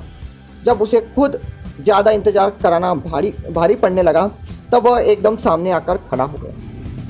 अरे बैठो, तो मैं तुम्हें अभी तक खड़े ही हो? उन्हें खड़ा देखकर वह जोर से बोला। थोड़ी ही देर में वे घुल मिलकर आपस में बातें करने लगे। स्कूल की बातें, दोस्तों और टीचरों की बातें, घर पर माता पिता की बातें, खेलकूद और अपने खिलौनों की बातें। राजम उन्हें एक अलमारी के पास ले गया और उसे खोल दिया। इसमें तमाम तस्वीरें, बड़ी बड़ी तस्वीरें वाली किताबें और न जाने क्या क्या सैकड़ों चीज़ें। मणि को जो भी बहुत पसंद आई वह थी कोने में रखी हवाई बंदूक। राजम ने उन्हें जो चीज़ चाहे उठाने भरने की छूट दे दी। जरा देर में स्वामी एक रेलगाड़ी कमरे में चारों तरफ दौड़ाने लगा। मणि धनुष हाथ में लेकर सामने की दीवार पर तीर चलाए जा रहा था। जब थक गया तब बंदूक उठाकर उसके छर्रों से कमरे की चीज़ों पर वार करने लगा। तुम्हें किसी को भूख तो नहीं लगी? राजम ने अचानक पूछा। अरे नहीं, दोनों ने बेमन से जवाब दिया। सुनो, राजम ने आवाज़ लगाई और एक सिपाही भीतर आया। जाकर महाराज को बोलो कि हम तीनों के लिए कॉफ़ी और नाश्ता लाएं। जिस अधिकार और शांति से राजम ने यह आदेश दिया, उससे दोनों चकित रह गए। शीघ्र ही महाराज नाश्ते से भरी एक बड़ी प्लेट लेकर कमरे में आया और मेज पर उसे लगाने लगा। राजम ने सोचा कुछ शान दिखाई जाए। अरे इसे मेज से हटाओ, वह जोर से बोला। महाराज ने जल्दी से प्लेट हटा ली और उसे कुर्सी पर रखने लगा। अरे गधे, इसे वहाँ क्यों रख रहे हो? वहाँ से हटाओ इसे। तो फिर कहाँ रखूँ इसे राजू? महाराज ने धीरे से सवाल किया। राजम गुस्से में भर उठा, चिल्लाकर बोला, बदमाश, मेरी बात का जवाब देते हो? महाराज ने मुंह सिकोड़ा और कुछ बुनबुनाया। इसे मेज पर करीने से रखो, राजम ने आदेश दिया। महाराज यह करने लगा, पर धीरे से बोला, इस तरह बोलोगे तो मैं माँ से कह दूंगा। जाओ कह दो, परवाह नहीं करता, राजम ने जवाब दिया। अब उसने कप पर नजर डाली और कहा, यह तो बहुत गंदा है। महाराज ने पूरी प्लेट उठा ली और यह कहते हुए चलने लगा, नाश्ता चाहिए तो किचन में आकर खुद ले लो। राजम के लिए यह बड़ी चोट थी। दोस्तों के सामने ऐसा अपमान वह कुछ मिनट चुप बैठा रहा। फिर जबरदस्ती की हंसी हंसकर कहने लगा, नालायक, कैसा बदमाश है। अच्छा जरा रुको, यह कहकर वह भीतर चला गया। थोड़ी देर बाद वह खुद प्लेट हाथों में लेकर आया। उसके दोस्त उसकी इस हार को देखकर परेशान हो रहे थे। जाहिर था कि महाराज को झुका नहीं पाया है। राजम सोच रहा था कि उसने महाराज को गोली क्यों नहीं मार दी, और मणि चाहता था कि महाराज को कुछ मिनटों के लिए उसके हवाले कर दिया जाए। लेकिन राजम ने यह कहकर सबको शांत कर दिया मैंने किचन में जाकर महाराज को ऐसी चोट दी कि वह बेहोश होकर गिर पड़ा और इसलिए नाश्ते की प्लेट खुद लेकर आया हूँ। Chapter 3 is complete. जय हिंद। तो आज हम बात करेंगे स्वामी एंड फ्रेंड्स के chapter 4 what is a tale की। इसके पहले के चैप्टर अगर आपने अभी तक नहीं देखे तो मेरी प्रीवियस वीडियो में जाकर देख सकते हैं। तो चलिए स्टार्ट करते हैं स्वामी एंड फ्रेंड्स का चैप्टर 4 पूछ क्या होती है व्हाट इज़ अ टेल। बुधवार के दिन भूगोल के टीचर नहीं आए थे, इसलिए पहली कक्षा के ए सेक्शन के विद्यार्थियों को 3 बजे से पौने 4 बजे तक की छुट्टी मिल गई। कुछ ऐसा हुआ कि स्वामी का कोई दोस्त उसके साथ नहीं था और वह अकेला पड़ गया। बड़ी देर तक वह प्राइमरी कक्षाओं के वरांडे में टहलता रहा। स्वामी भले ही खुद 4 फुट से ज़्यादा लंबा नहीं था, प्राइमरी के बच्चे उसके सामने एकदम शिशु लगते थे। वह उनसे बहुत बड़ा और लंबा था। जब उसने इन बच्चों को मिट्टी से मॉडल बनाते देखा तो उसे उनसे चिढ़ होने लगी। स्कूल में यह काम करना एकदम बेईमानी था। इससे अच्छा तो यह होता कि वे अपने घरों के पिछवाड़े हाथी, घोड़े, आम और इस तरह की दूसरी चीज़ें बनाते। यह काम करने के लिए उन्हें स्कूल आने की ज़रूरत ही क्या थी। स्कूल ज़्यादा गंभीर कामों के लिए थे, जैसे भूगोल, गणित, बाइबिल और अंग्रेजी। एक कमरे में बहुत से बच्चे तमिल वर्णमाला के पहले 2 अक्षर रटे जा रहे थे। उसने अपने कान बंद कर लिए और सोचने लगा कि टीचर लोग इसे कैसे बर्दाश्त करते होंगे। वह आगे बढ़ा और दूसरे कमरे में जा पहुंचा। यहाँ भी गंदे कपड़े पहने बच्चे शोर मचा रहे थे। वे अपनी बेंचों पर बैठे पैर हिलाकर सब याद कर रहे थे। उसे इससे बड़ी परेशानी हुई और उसने मुंह सिकोड़कर टीचर की तरफ देखने की कोशिश की, लेकिन उसकी पीठ स्वामी की ओर थी। वह सीढ़ियों के नीचे जो दूसरे और तीसरे दर्जों के लिए ऊपर जाती थी रुका और सोचने लगा कि अगले साल वह जिस क्लास में जाएगा उसे भी जाकर देखे कि कैसा है। वह 2-3 सीढ़ियाँ चढ़ा, फिर अपना विचार बदल लिया। वहाँ हेडमास्टर साहब होंगे क्योंकि वे ही इनमें पढ़ाते भी हैं। उनके टीचर भी काफ़ी शानदार थे और लड़के तो शैतान थे ही, जो दूसरों को तंग करके ही खुश रहते थे। उसे दूर से जूतों की खटखट सुनाई दी, जो हेडमास्टर साहब के चलने फिरने की आवाज़ थी। उसे डर लगा कि वे उसे पकड़कर पूछताछ न करें, जिससे बड़ी मुश्किल हो जाएगी। उसे बहुत अच्छा लगा कि उसके बहुत से साथी भी वहाँ मौजूद थे, जो उसका ख्याल था कि स्कूल में ही नहीं है। राजम और मणिक को छोड़कर बाकी सब वहाँ थे। इमली के बड़े से पेड़ के नीचे वे लुका छिपी खेल रहे थे। स्वामी खुश होकर उनमें शामिल होने चला, लेकिन उसका किसी ने स्वागत नहीं किया। उन्होंने हल्के से मुस्कुराकर मुंह फेर लिया और फिर खेलने लगे। स्वामी को यह देखकर ताज्जुब हुआ कि दूसरों के अलावा ज़्यादातर शांत रहने वाला सोमू भी उससे आंख चुरा रहा है। जरूर कोई खास बात थी। स्वामी ने धीरज दिखाते हुए जोर से पूछा, दोस्तों मैं भी खेल में शामिल हो जाऊं? किसी ने इसका जवाब नहीं दिया। स्वामी क्षण भर रुका और फिर अपना सवाल दोहराया। अब और किसी के लिए खेल में जगह नहीं है, शंकर ने खरा सा उत्तर दे दिया। फिर मटर ने फत्ती कसी, लोग हैं जो पूंछ की तरह लगे फिरते हैं। यह सुनकर दूसरे लड़के हंसने लगे। तुम क्या कहा पूंछ? तुमने क्या कहा पूंछ? शंकर ने सवाल किया। पूंछ करने की वजह क्या है? मुझे यही ठीक लगा, मटर ने जवाब दिया। तुम्हें क्या परेशानी है? तुम्हें तो पूंछ नहीं कहा। सुनकर खुशी हुई, लेकिन यहाँ वालों में से किसी के लिए कहा गया यह हो सकता है। लेकिन पूंछ होती क्या है? लड़के सब इस तरह की बातें आपस में कर रहे हैं। वह लंबी चीज़ जो गधे या कुत्ते के पीछे लगी होती। स्वामी को ज़्यादा कुछ समझ में नहीं आया, सिर्फ यह आया कि यह टिप्पणी उसी के लिए की गई। उसके गाल गर्म हो उठे, वह रोने जैसा हो गया। तभी घंटी बजी और सब क्लास में चले गए। स्वामी लाल चेहरा लिए अपनी सीट पर बैठ गया। वह अंग्रेजी का घंटा था जिसे वेद नायगम पढ़ाते थे। आज वे उस बूढ़े की कहानी पढ़ा रहे थे जो भविष्य के लोगों के लिए पेड़ लगा रहा था और जिसका खर्च राजा दे रहा था। स्वामी के कानों में इसका एक शब्द भी नहीं पहुंच रहा था और उसका सिर दर्द करने लगा था। अगर उससे सवाल पूछ लिया जाता तो उसका जवाब गलत हो जाता और उसे बेंच पर खड़ा होना पड़ता। लेकिन उसका भाग्य अच्छा था, घंटा खत्म हो गया, वह अकेले घर जा रहा था। चाल उसकी बहुत धीमी थी और उसके दिल पर बोझ था। सोमू उसके आगे आगे चल रहा था। सोमू, सोमू, अरे सोमू, रुकोगे नहीं? उसने आवाज़ दी। सोमू रुक गया और स्वामी उसके पास आ पहुंचा। कुछ देर के बाद स्वामी उससे पूछने लगा, आज तुम सबको हुआ क्या है? कोई खास बात नहीं, लेकिन मैं तुम्हें बताऊं कि तुम्हें एक नया नाम दिया गया है। नाम है पूंछ, राजम की पूंछ। मेरा ख्याल है कि हम तुम्हारे लिए काफ़ी नहीं हैं और हर लड़का पुलिस सुपरिटेंडेंट का बेटा कैसे हो सकता है। यह कहकर सोमू चलता बना। स्वामी के जीवन में यह पहला बड़ा धक्का था। यह सुनकर उसके दिमाग को लकवा सा मार गया। देर तक उसकी हालत खराब रही। फिर जब कुछ ठीक हुई, वह सोचने लगा कि कहीं वह सपना तो नहीं देख रहा था। यह सीधा साधा सा सोमू जो पहले बहुत कम बोलता था, अब उसे हो क्या गया था? राजम से दोस्ती करने या उसे पसंद करने में क्या कोई बुराई है? इससे वह इतना गुस्सा क्यों हो उठा?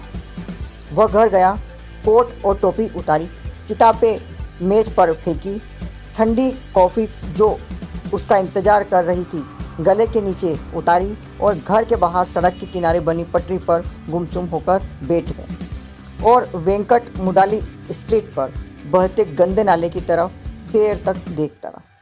काले पानी की धार इसमें बही जा रही थी। इसी में कागज, पत्ते और लकड़ी के टुकड़े उसमें तेज़ी से तैरते चले जा रहे थे। टीन का एक टुकड़ा धीरे धीरे सैर करता जा रहा था। स्वामी का मन हुआ कि पानी में हाथ डालकर इसे उठा ले, लेकिन फिर इसे बह जाने दिया। उसका मन कुछ सोच रहा था। वह चमकदार टीन को आगे जाते हुए देखता रहा। बहते बहते वह दीवार के अंत तक पहुंच गया और अब पेड़ के नीचे से गुजर रहा था। फिर उसके आगे एक ईंट का टुकड़ा आ गया और उसके बहाव को रोकने लगा। स्वामी यह देख कर परेशान हुआ कि ईंट बेवजह टीन के सफ़र को रोक रही है। उसने सोचा कि या तो ईंट उसे आगे जाने का मार्ग दे या खुद ही आगे बह जाए। वह फिजूल ही यात्रा रोक रही थी। टीन ईंट से कुछ देर तक उलझती रही, फिर उसे धकेल कर तेजी से आगे बढ़ गई और सड़क के आखिरी छोर पर बने मोड़ में लुप्त हो गई। स्वामी घर वापस गया, एक कागज लिया और उसकी नाव बनाई। उसने देखा एक चींटी निरुद्देश्य इधर उधर घूम रही है। उसने चींटी को सावधानी से पकड़कर उठाया, कागज की नाव में बिठाया और नाव को धारा में बहने के लिए छोड़ दिया। फिर मंत्रमुग्ध सा उसे आगे बढ़ते देखने लगा। तभी उसने देखा कि नाव एक खतरनाक इलाके में पहुंच गई, जहां कूड़े का एक छोटा सा ढेर उससे उलझने को तैयार है। लेकिन नाव बड़ी कुशलता से उसके बगल से निकल गई और निश्चित विनाश से बच निकली। वह आगे बढ़ती रही। फिर एक और डरावनी जगह पर वह जा पहुंची, जहां पानी चारों ओर तेजी से चक्कर लगा रहा था। स्वामी को लगा कि उसके जीवन का अंतिम क्षण सामने खड़ा है। वह सोच रहा था कि नाव इस भंवर में फंसकर एकदम नीचे चली जाएगी। नाव उस भंवर में तेजी से घूमने लगी और हिलते कांपते चक्कर काटने लगी। लेकिन तभी किसी पड़ोसी के किचन से पानी की एक नई तेज धार नाले में प्रकट हुई और उसने नाव को खतरा क्षेत्र से बाहर निकाल दिया। लेकिन अब उसकी रफ्तार इतनी तेज हो गई कि स्वामी डरा कि अब यह जरूर उलट जाए। लेकिन वह शांत हो गई और सामान्य गति से नाले में बहने लगी। फिर वह एक पेड़ के नीचे गुजर रही थी। ऊपर से एक पत्ता उस पर आ गिरा, जिसने उसे डामाडोल कर दिया। स्वामी तेजी से दौड़कर उसके पास जा पहुंचा और कोशिश करने लगा कि चींटी को बचा ले। वह देर तक पानी को देखता रहा, लेकिन चींटी का कोई निशान कहीं नहीं था। नाव और उसकी सवारी बिल्कुल गायब हो चुकी। उसने ज़मीन से एक चुटकी मिट्टी उठाई, चींटी की आत्मा की शांति के लिए प्रार्थना की और पानी में उसे छोड़ दिया।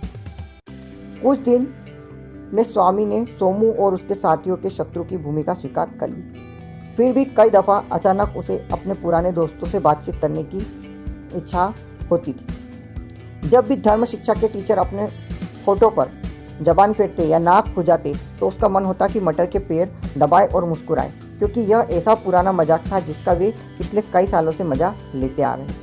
लेकिन अब स्वामी इस भावना को दबा लेता है और खुद ही मुस्कुराकर रह जाता है। इसके अलावा लाल टोपी वाला लड़का जब झपकी लेने लगता है और जैसे ही उसका सिर नीचे झुकता है तब वह उसे झटक कर एकदम फिर सीधा कर लेता है। तब स्वामी का मन होता है कि मटर के कान में फुसफुसाकर कहें, देखो तो उस उल्लू को लाल टोपी वाले पहली बेंच पर तीसरे नंबर पर है न, जो कैसे बार बार सो जाता है और दांत निकालकर हंसे, लेकिन अपने होठ काट कर वह चुप रह गया। सोमू उसकी तरफ देख रहा था। स्वामी को लगा कि उसकी आंखों में दोस्ती की झलक है। एक क्षण के लिए वह यह सोचकर खुश हो उठा कि सोमू उससे फिर दोस्ती करना चाहता है।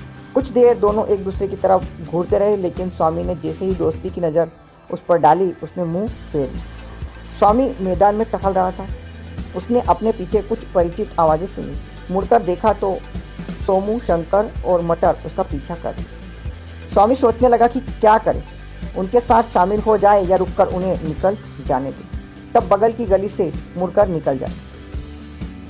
उसे अपने पीछे 3 जोड़ी शत्रुतापूर्ण आंखें तीर की तरह चुभती लग रही थी। उसे यकीन था कि उसकी हर एक हलचल पर सावधानी से नज़र रखी जा रही है और आलोचना की जा रही है। उसे लगा कि उसकी चाल भी तीनों को अच्छी नहीं लग रही है। जिस पर वह किताबों को पकड़े चल रहा है उस पर भी ये लोग हंस रहे। उसे नाक पर खुजली महसूस हुई। उसने खुजाने के लिए हाथ उठाया, लेकिन फिर रोक लिया, क्योंकि उसे लगा कि इस पर भी पूरा ध्यान दिया जाएगा। उसने सोचा कि दाई तरफ मुड़कर स्कूल में घुस जाऊं। फिर लगा कि यह कायरता मानी जाएगी और तीनों सोचेंगे कि उनसे डरकर भाग रहा है। वह सचमुच भाग जाना ही चाहता था, लेकिन यह ठीक नहीं था। फिर उसने सोचा कि पीछे घूमकर चला जाए, लेकिन यह उनसे मुकाबला करना होगा। इसलिए सबसे अच्छा ढंग यही था कि पहले की तरह आराम से चलता रहे और यह जाहिर ही न करे कि उसे उनकी जानकारी है। अरे 10 दिन पहले ही ये लोग क्या थे और अब कैसे दैत्य बन गए। स्वामी उनमें यह परिवर्तन देखकर चकित था। अब यह सब बर्दाश्त के बाहर हो चला। उसे लगा कि उसके पैर गोलाई में घूम रहे हैं और जब वह चलता है तब एक दूसरे से लिपटे जा रहे हैं। अब स्कूल के हाल में जा घुसने के लिए काफ़ी देर हो चुकी। वह उससे आगे बढ़ आया था। अब बचने का एक ही रास्ता रह गया था कि वह भाग चले। उसने एक उपाय आजमाया। वह अचानक रुका, इधर उधर घूमा जैसे कुछ देख रहा हो, फिर चिल्लाया, अरे मेरी कॉपी कहीं खो गई, और हिरन की तरह तेजी से भाग निकला। Chapter 4 is complete. Swami and friends के चैप्टर 5 फादर्स रूम की इसके पहले 4 पार्ट में अपनी प्रीवियस वीडियो में कवर कर चुका हूं। अगर आपने अभी तक वो वीडियो नहीं देखी हो तो डिस्क्रिप्शन में लिंक है, आप देख सकते हैं। तो चलिए स्टार्ट करते हैं। फादर्स रूम, पिताजी का कमरा। शनिवार का दिन था और शाम को राजम ने घर आने का वादा किया था, इसलिए स्वामी बहुत उत्तेजित था। वह कहाँ उसका स्वागत करेगा, अपने कमरे में, लेकिन वहाँ पिताजी कपड़े बदलने आया करते थे। लेकिन उस वक्त तो वे कचहरी में होंगे, इसलिए कोई परेशानी नहीं होगी। उसने अपनी मेज साफ की और किताबें इतनी खूबसूरती से सजाई कि पिताजी को भी उसकी तारीफ करनी पड़ी। स्वामी अपनी दादी माँ के पास गया और पूछने लगा, दादी, मैं तुमसे अपने दोस्त राजम के बारे में बताया था। हाँ, वह लड़का जो बहुत तगड़ा है लेकिन इम्तिहान में फेल हो जाता है, दादी कहती है। राजम जवाब देता है, नहीं नहीं, वह तो मणि है। दादी दोबारा दोहराती है, हाँ हाँ, याद आया, वह लड़का जिसे ग्रामी या ऐसा कुछ कहते हैं, छोटा सा मज़ेदार बातें करने वाला। स्वामी एकदम गुस्सा हो उठा, बोला, अरे दादी, तुम हमेशा यही गलती करती हो। तुम्हें मटर की याद रहती है। मैं राजम की बात कर रहा हूँ, जिसने चीते को मारा था, जिसके पिता पुलिस सुपरिंटेंडेंट है और जो बहुत तेज लड़का है। दादी कहती, अच्छा अच्छा, वह लड़का, मुझे याद आ गया। अच्छा, वह आ रहा है घर, यह तो बड़ी खुशी की बात है। स्वामी कहता है, हाँ और क्या, मैं तुम्हें यही तो बता रहा था। तुम उसे मुझसे मिलाने लाओगे? मैं उसे देखना चाहती हूँ। दादी कहती। मैं कह नहीं सकता, स्वामी ने जवाब दिया। हो सकता है ले आऊं, लेकिन मैं तुमसे कह रहा था कि जब वह यहाँ हो तो मुझे आवाज़ मत देना और न मेरे कमरे में आना। क्यों बेटा? दादी ने पूछा। क्योंकि यह बात है कि बात यह है कि अब तुम बहुत बूढ़ी हो गई हो, स्वामी ने बड़ी सफाई से जवाब दे दिया। दादी ने इसे खुशी से स्वीकार किया। अब स्वामी के मन में यह सवाल घूमने लगा कि राजम को खिलाना क्या चाहिए। कोई बहुत अच्छी चीज़ होनी चाहिए। वह अपनी माँ के पास गया जो केले के बहुत से पत्ते को काटने के लिए लेकर बैठी थी। वह भी पास जाकर बैठ गया और एक पत्ता हाथ में लेकर उसे तोड़ने मरोड़ने लगा। माँ ने कहा, इस तरह ज़मीन पर कूड़ा मत करो, मैं झाड़ू लेकर बार बार बुहार नहीं सकती। माँ, आज तुम शाम को क्या खाना बना रही हो? उसने पूछा। कॉफ़ी भी ऐसी मत बनाना जो तुम मुझे देती हो। कॉफ़ी बहुत गर्म और गाढ़ी होनी चाहिए। उसे याद आया कि राजम के घर में महाराज नाश्ते की प्लेट लेकर आया था। तो उसने बोला, माँ, क्या तुम नाश्ता मेरे कमरे में भिजवा नहीं दोगी? मैं लेने नहीं आ पाऊँगा।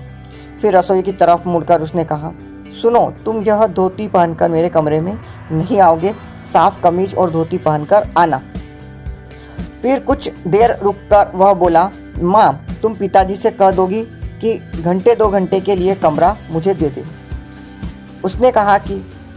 माँ ने कहा कि उसे बहुत काम है, वह खुद क्यों नहीं कह देता। स्वामी बोला, तुम कहोगी तो वे जल्दी मान लेंगे। फिर वह खुद ही पिताजी के पास गया और कहने लगा, मुझे आपसे कुछ कहना है। पिताजी ने कागज़ों के ऊपर से सिर उठाया। पिताजी, मुझे आपका कमरा चाहिए, स्वामी ने कहा। पिताजी ने सवाल किया, किस लिए चाहिए?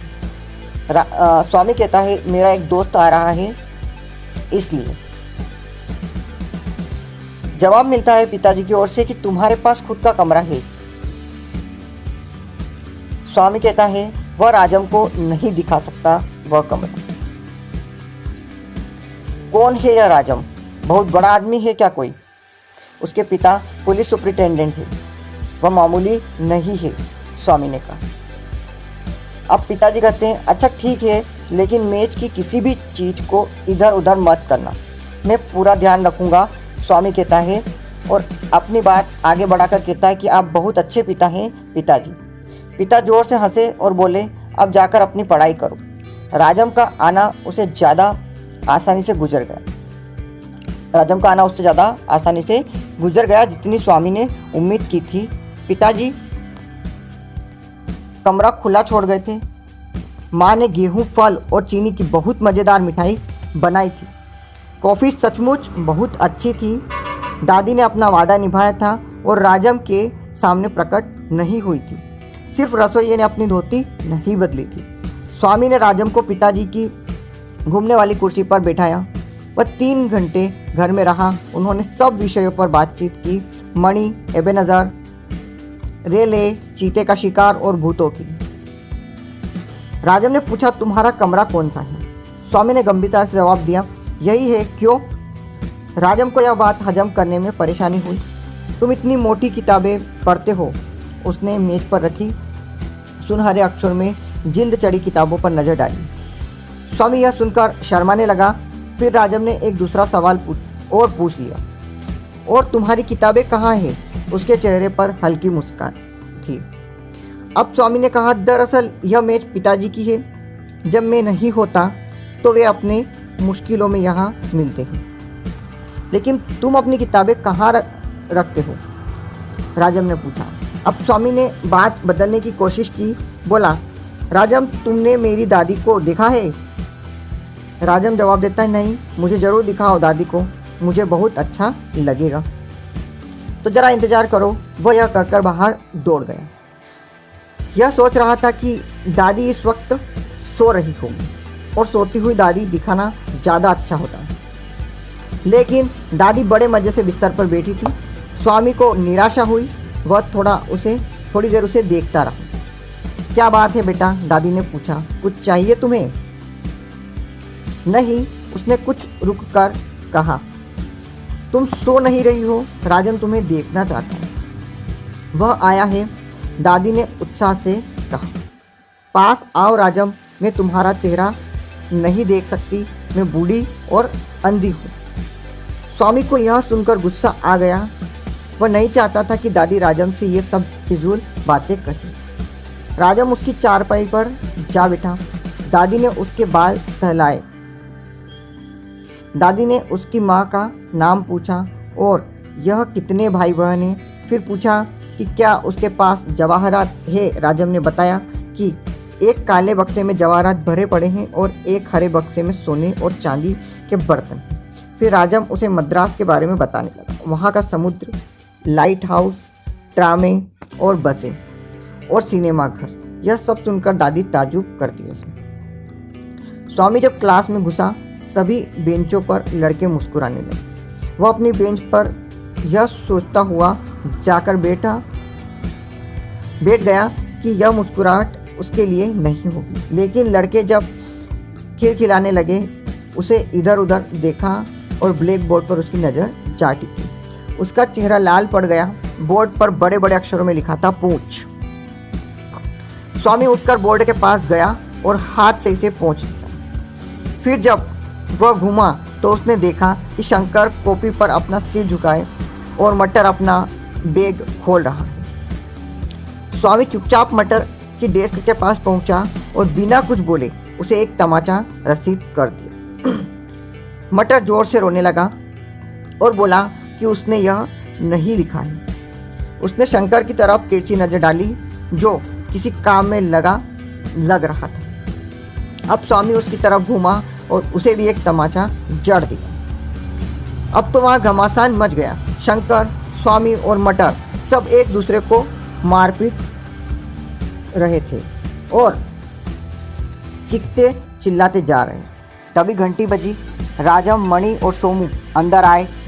टीचर भी आए और यह नज़ारा देख दंग रह गए। वे हाय हुई करने के सिवा कुछ और नहीं कर पा रहे थे, कर भी नहीं सकते थे क्योंकि वे तमिल के टीचर थे, स्कूल के सबसे असहाय टीचर। सोमू और मणि ने लड़ने वालों को अलग किया।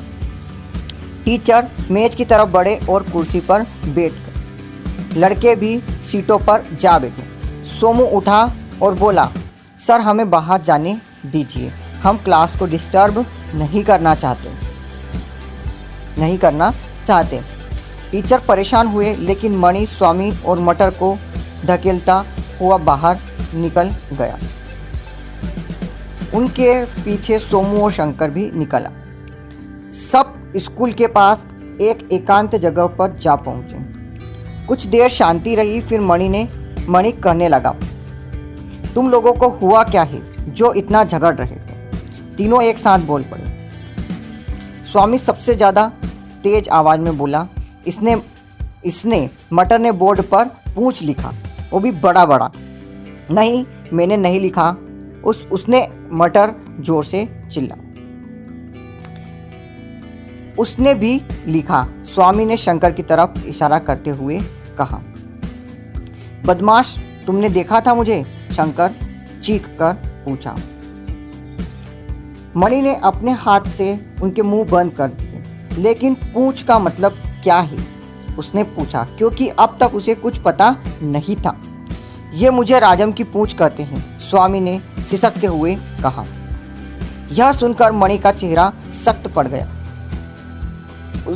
उसने कहा, यहाँ कौन राजम का नाम लेने की हिम्मत करता है? अच्छा, हिम्मत, सोमू बोला। कांपते हुए शंकर और मटर की तरफ देखकर मणि गुर्राया।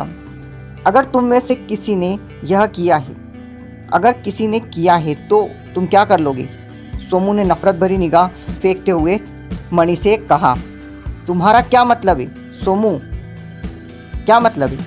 मणि, मेरी बात सुनो, सोमू चिल्लाया। मैं तुम्हें बहुत दिन से यह बताना चाह रहा हूँ कि तुम अपने को बहुत ज़्यादा बहादुर समझने लगे हो। मणि ने अपना हाथ उठाया और सोमू के कंधे पर दे मारा। सोमू ने भी उसी ढंग से उसका जवाब दिया। मणि ने उसे लात मारी जिससे वह लुढ़क जाता। लेकिन वह बगल में हट गया और जवाबी लात दी, जिससे मणि दोहरा हो गए। तीनों लड़के लड़ाई देखकर दंग रह गए। उन्हें यकीन नहीं हो रहा था कि सोमू और मणि भी लड़ सकते हैं। वे परेशान हो उठे। उन्हें लगा कि दोनों एक दूसरे को मार डालेंगे। उन्होंने एक दूसरों की तरफ देखा और स्कूल की तरफ भागे। वे हेडमास्टर के सामने जा पहुंचे और बताने लगे कि वहाँ क्या हो रहा है। हेडमास्टर की समझ में बड़ी देर से यह आया कि बगल वाले मैदान में इसी वक्त 2 हत्याएं की जा रही है। पहले तो उन्हें हंसी आने की हुई, लेकिन लड़कों की गंभीरता और उत्तेजना को देखकर उन्होंने हंसने का विचार त्याग दिया और ठोंडी खुजालने लगे। एक चपरासी को बुलाया और उसे लेकर मैदान की ओर चले। लड़के मैदान में इधर से उधर गुत्थम गुत्था हो रहे थे। ये दोनों मणि और सोमू थे।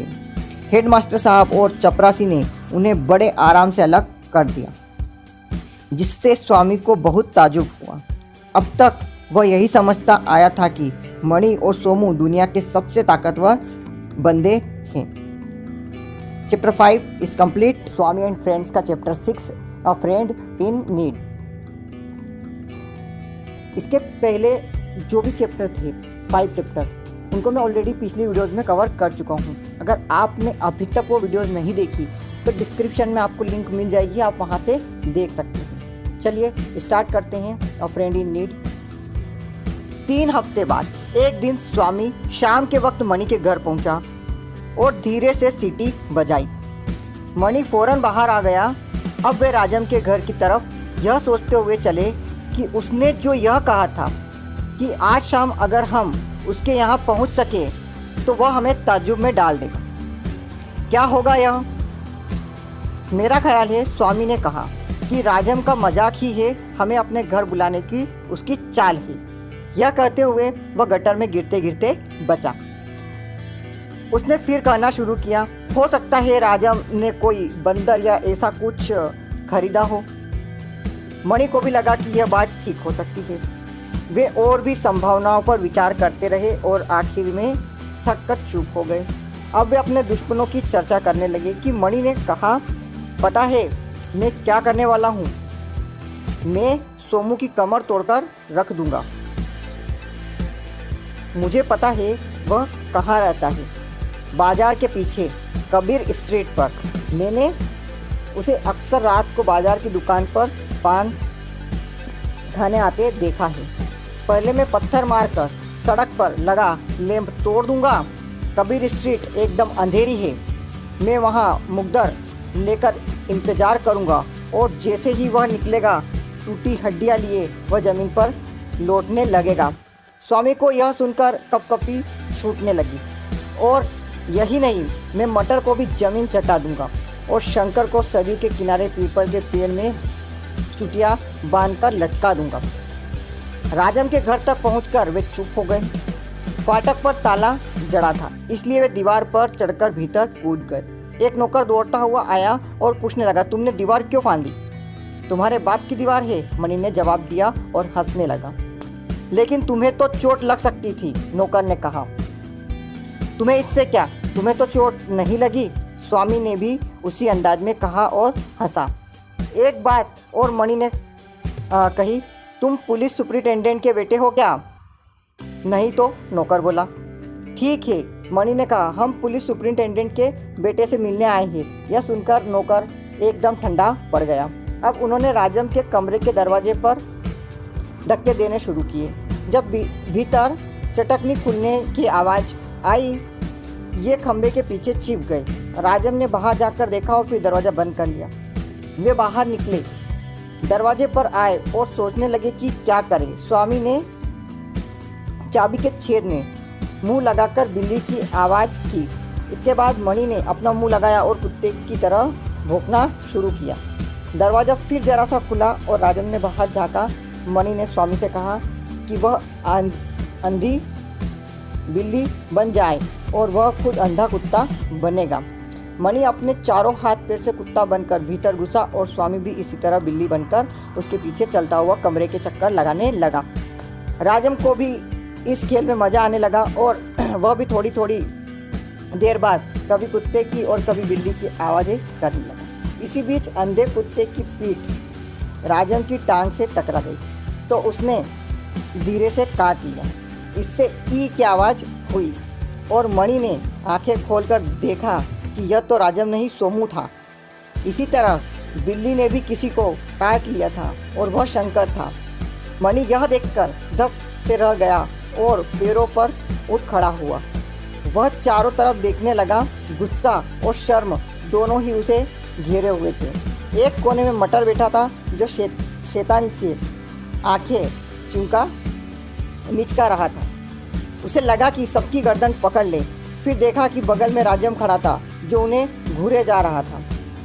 स्वामी ने सोचा कि इस मुसीबत से बचने का सबसे अच्छा उपाय यह है कि किसी मेज या कुर्सी के नीचे जाकर छिप जाए। मणि ने पूछा, इस सब का मतलब क्या है? तुम इतने पागल क्यों हो रहे हो? उसने भी सवाल कर लिया। गलती तो तुम्हारी है, मणि ने यह कहकर उसकी तरफ नज़र डाली। ये सब ठीक है, लेकिन मैंने तो तुम्हें भौंकने और मिमियाने को नहीं कहा था, राजम ने कहा। सोमू और उसके साथी हंसने लगे। मणि ने उन्हें घूरा और बोला, तो मैं चला जाता हूँ, यह जगह मेरे लिए नहीं है। राजम ने जवाब दिया, अगर तुम मुझे फिर कभी मिलने या बात न करने को तैयार हो तो ज़रूर चले जाओ। अब मणि ढीला पड़ने लगा। राजम उसे एक तरफ ले गया और सांत्वना दी। इसके बाद वह स्वामी की तरफ मुड़ा जो बहुत दुखी नज़र आ रहा था। उसने यह कहकर उसे मनाने की कोशिश की कि कुत्ते और बिल्ली की इतनी मज़ेदार आवाज़ें जो उसने आज तक नहीं सुनी थी, अगर वे मेले में ये बोलियां सुनाएं तो उन्हें इनाम भी मिल सकते हैं। यही नहीं, अगर यही फिर वे दोनों बिल्लियां सुनाएं तो वह खुशी से सुनना चाहेगा। हो सकता है पिताजी भी मज़ा लेने आ जाए। दोनों खुश हुए, कुछ घमंड भी महसूस करने लगे। इसके बाद खाने पीने का दौर शुरू हुआ, जिसके बाद तो वे एकदम चहकने लगे। बस जब उन्हें कमरे में मौजूद अपने 3 दुश्मनों की याद आती तो वे चुप हो जाते। अब राजम ने कहा कि दोस्ती क्या है, इस पर भाषण देना शुरू किया। उसने दोस्ती के बारे में एक से एक बढ़कर जोरदार बातें कही और किताब से बूढ़े की कहानी भी सुनाई जो अपने लड़कों को बताता है कि मिलकर रहने में ही भलाई है। दोस्त ही ज़रूरत के वक्त काम आता है और वही सच्चा दोस्त भी होता है। फिर उसने दुश्मनी बरतने वाले लोगों को नरक में क्या सजाएं दी जाती है, ये सब दृश्य भी दिखाए। राजम ने बताया कि धर्मशास्त्रों में लिखा है कि दुश्मनी निभाने वालों को उनकी मौत के बाद एक बहुत छोटे से कमरे में बंद कर दिया जाता है। फिर उन्हें लाल दहकते पत्थर पर नंगा खड़ा किया जाता है। उन्हें काटने के लिए चारों तरफ बड़ी बड़ी मधुमक्खियाँ छोड़ दी जाती है। अगर वह उनसे बचने के लिए पत्थर के नीचे उतरना चाहता है तो बड़े बड़े सांप, बिच्छू और दूसरे कीड़े उसे खाने दौड़ पड़ते हैं। यह सुनकर लड़कों में डर की लहर दौड़ गई। वह कहता रहा, इस तरह पापियों को महीने भर तक खड़ा रहना पड़ता है। न वे खा सकते हैं न सो सकते। महीने भर बाद उन्हें एक और जगह भेजा जाता है जहां पहुंचने के लिए उबलते हुए तेल की झील पर बहुत सकरे पुल से गुजरना पड़ता है। पुल इतना छोटा होता है कि एक ही पैर उस पर रख सकते हैं। पुल पर भी खतरनाक कीड़े मकोड़े घूमते रहते हैं और आगे बढ़ते रहने के लिए पीछे से कोड़े लगाए जाते हैं। पहले एक कदम पर फिर दूसरे कदम पर ताल बनाकर आगे बढ़ना पड़ता है और इस तरह उबलते तेल में नीचे गिरे बिना हजारों साल अनंत काल तक चलते रहना पड़ता है। भाषण से साथी लोग बड़े प्रभावित हुए। फिर राजम ने एक एक को बुलाकर यह कहलवाया कि इसके बाद वे किसी से दुश्मनी नहीं करेंगे। शंकर यह कहेगा तो उसे एक जिल्दबंद कॉपी इनाम में दी जाएगी। स्वामी कहेगा तो उसे एक चाबी से चलने वाला इंजन मिलेगा। सोमू को एक पेटी मिलेगी। मणि को बढ़िया जेबी चाकू और मटर को खूबसूरत पेन मिलेगा। इसके बाद उसने अलमारी खोली और सब इनाम सामने रख दिए। लेकिन सब लोग कुछ देर एकदम चुप बैठे रहे। राजम भी भाषण की गर्मी से पसीने पसीने हो रहा था। मटर सबसे पहले उठा। वह अलमारी तक गया और बोला, मुझे पेन दिखाओ। राजम ने कलम उसे दे दिया। वह उलट पलट कर देखता रहा, फिर बिना कुछ कहे उसे वापस कर दिया। राजन ने पूछा, अच्छा नहीं लगा? मटर अलमारी में रखी चीज़ें देखता रहा, फिर बोला, मैं वह डिब्बा ले सकता हूँ? उसने एक छोटे से डिब्बे की तरफ इशारा किया जिसमें कई पीले और काले डिजाइन बने थे और ढक्कन पर ताजमहल बना था। राजन बोला, नहीं, वह मेरा है, उसे मैं तुम्हें नहीं दे सकता। फिर उसे याद आया कि ट्रक में उसके पास ऐसे ही 2 और डिब्बे हैं। वह बोला, नहीं नहीं, तुम इसे ले सकते हो, मेरे पास और है। थोड़ी देर बाद मणि अपने हाथ पर चाकू की धार देख रहा था। सोमू पेटी पकड़ रहा था। शंकर मोटी सी कॉपी उलट रहा था और स्वामी अपना हरा इंजन सीने से लगाए खड़ा था। Chapter 6 is complete. Chapter 7 coming soon. जय हिंद। इसका चैप्टर 7 अ न्यू अराइवल। इसके पिछले 6 पार्ट्स में अपनी वीडियोस में कवर कर चुका हूं। अगर आपने अभी तक नहीं देखे तो लिंक आपको डिस्क्रिप्शन में मिल जाएगी। तो चलिए स्टार्ट करते हैं। A new arrival. माँ पिछले 2 दिन से बिस्तर पर पड़ी थी। स्वामीनाथन को किचन में उसकी कमी बहुत खलती थी, क्योंकि इससे उसका खाना पीना ठीक नहीं हो पाता था। उसे माँ के कमरे में जाने को मिला तो उसने देखा कि वो बिस्तर पर अस्त व्यस्त लेटी है और चेहरा पीला पड़ गया है। माँ ने उसे पास बुलाया और पूछा कि वह इतना उदास क्यों दिख रहा है और क्या उसका खाना पीना और सोना ठीक ठाक चल रहा है। स्वामी खाली नज़रों से माँ को देखता रहा। यह तो उसकी वह माँ नहीं लग रही है। वह उपेक्षा से उससे बात करता रहा। उसकी शक्ल परेशान कर रही थी। फिर वह हाथ छुड़ाकर बाहर निकल आया। दादी ने उसे बताया कि उसका एक भाई होने वाला है। इस खबर से भी उसमें उत्साह पैदा नहीं हुआ। रात को वह दादी के साथ सोया। रोशनी सारी रात जलती रही। जब भी उसकी आंख खुलती, बरामदे में लोगों के चलने फिरने की आवाज़ सुनाई देती। देर रात वह अचानक जाग उठा और उसे बड़े कमरे में लेडी डॉक्टर दिखाई दी। वह इस तरह काम कर रही थी जैसे सारा घर उसी का हो। वह माँ की कोठरी में गई और फिर वापस आई तो उसे लोगों के फुसफुसाने की और दबी हुई कराहों की आवाज़ सुनाई दी। फिर वह भीतर गई और बाहर आई तो उसका चेहरा गंभीर था और उसने हर एक को कुछ न कुछ करने को कहा। पिताजी को भी हुक्म देकर काम में लगा दिया। वह क्षण भर के लिए कहीं गए और बाहर आए तो उनके हाथ में एक छोटी सी बोतल थी। उन्होंने परेशानी से इधर उधर देखा। कमरे में दबी हुई आवाज़ें, जल्दबाजी, गंभीरता, गर्म पानी, दवाएं, दुनिया में एक नए बच्चे के आने की ये सब तैयारियां स्वामी की समझ से बिल्कुल बाहर थी। इधर दादी के पास से जो भी गुजरता उससे वे कुछ न कुछ सवाल करती, लेकिन वे जवाब दिए बिना आगे बढ़ जाते। लेकिन इस सबसे स्वामी को क्या फ़र्क पड़ता था। दादी के पलंग पर 5 दरिया और 5 मुलायम तकिए बड़े आरामदेह थे और पास में ही दादी का होना उसे भरोसा देता था। उसे और क्या चाहिए था। उसकी आंखें झपकने लगी और फिर मूंद हो गई। कक्षा में तमिल पढ़ाने वाले पंडित जी नाक पर चांदी की कमानी लगा, चश्मा चढ़ाए, रूखा बालों भरा मुंह ऊपर उठाए व्याकरण की बारीकियां समझा रहे थे। सामने बैठे समझने वालों से ज़्यादा उत्साह उनमें था। वातावरण में भिन्न भिन्न की आवाज़ें सुनाई दे रही थी। लड़कों ने अपने ग्रुप बना लिए थे और आपस में धीरे धीरे बात कर रहे थे। पंडित जी ने मेज पर टुक टुक करके लड़कों को शांत करने की कोशिश की, लेकिन कोई असर न होता देखकर खुद ही चुप हो गए और पहले की तरह पढ़ाने में लग गए।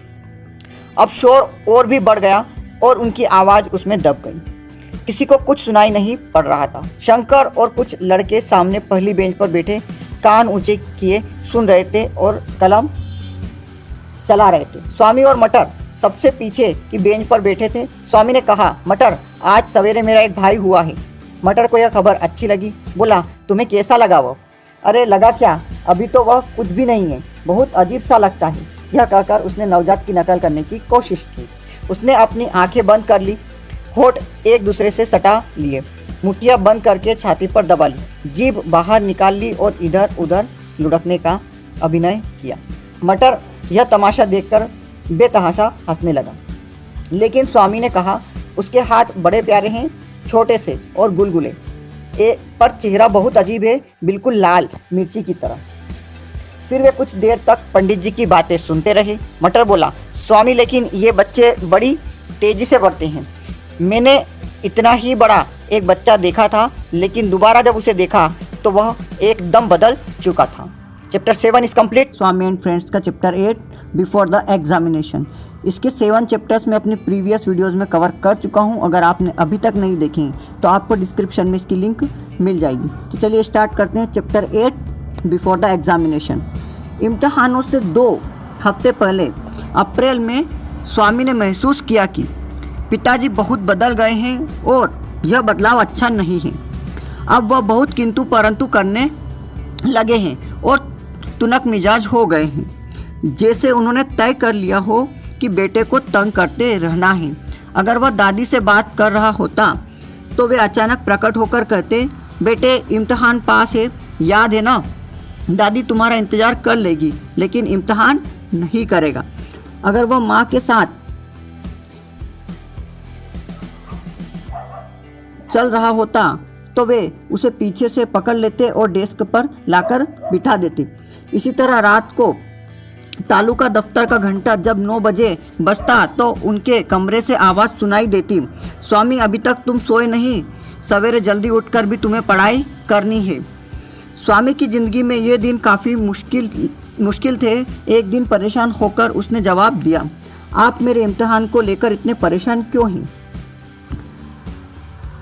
पिताजी जवाब देते हैं, इसलिए कि कहीं तुम फेल ना हो जाओ। मैं फेल नहीं होऊंगा, स्वामी कहता है। पिताजी अपनी बात को आगे बढ़ाते हैं और कहते हैं, ठीक है, अगर ठीक से पढ़ाई करोगे और पेपर अच्छे करोगे तो फेल नहीं होंगे, लेकिन अगर तुम फेल हो गए तो तुम्हारे सभी साथी पास हो जाएंगे तो क्या होगा? हाँ, जैसे ही इम्तिहान ख़त्म हो जाए उसके तुरंत बाद तुम जो चाहे कर सकते हो। स्वामी को बात सही लगी। वह सोचने लगा, अगर मटर, मणि, शंकर और राजम उसे पीछे छोड़कर अगली कक्षा में चले जाएं तो पिताजी सही कह रहे हैं। यह देखकर पिताजी ने उसे और भी कसा, अगर पिछली कक्षा के लड़के तुम्हारे नए साथी हो जाए तो? स्वामी पूरा ध्यान लगाकर दशमलव के सवाल करने लगा। स्कूल में सभी कक्षाओं के विद्यार्थियों पर इम्तिहानों का भूत सवार था। कई हफ्तों से शंकर के चेहरे पर मुस्कान नहीं दिखाई दी थी। सोमू भी पढ़ने में बहुत फुर्तीला नजर आने लगा था। मटर ने मजाक करना बंद कर दिया था और दूसरों के मजाक समझने में भी उसे देर लगती थी। और राजम का हाल यह था कि वह पहली घंटी बजते ही स्कूल में दाखिल हो जाता। जो भी पढ़ाया जाता उसे ध्यान से कॉपी में नोट करता और छुट्टी होते ही घर चला जाता था। स्कूल में वह मुश्किल से 10-12 शब्द किसी से बोलता था। मणि के चेहरे पर चिंता दिखाई देने लगी थी और जब भी शंकर उसे मिलता उससे समझ में न आए सवालों की पूछताछ करता रहता था। वह स्कूल के क्लर्क के पीछे भी लगा रहता, क्योंकि लड़कों की आम धारणा यह होती कि क्लर्क को सारी जानकारी होती है और इम्तिहान में आने वाले पर्चों के सब सवाल भी उसे पता होते हैं। मणि एक दिन क्लर्क के घर गया और खेत के ताजे बैंगन एक थैले में उसे भेंट किए।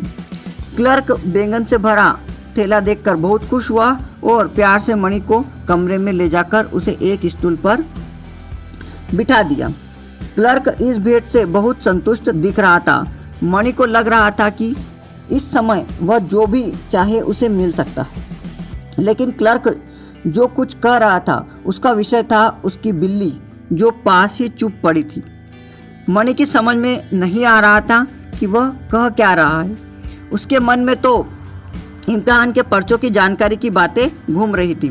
क्लर्क ने अब बिल्ली की चर्चा छोड़कर जहरीले मच्छरों की बात शुरू कर दी, जो आंखों के इर्द गिर्द मंडराते रहते हैं। पर मणि को इससे में भी कोई रुचि नहीं थी।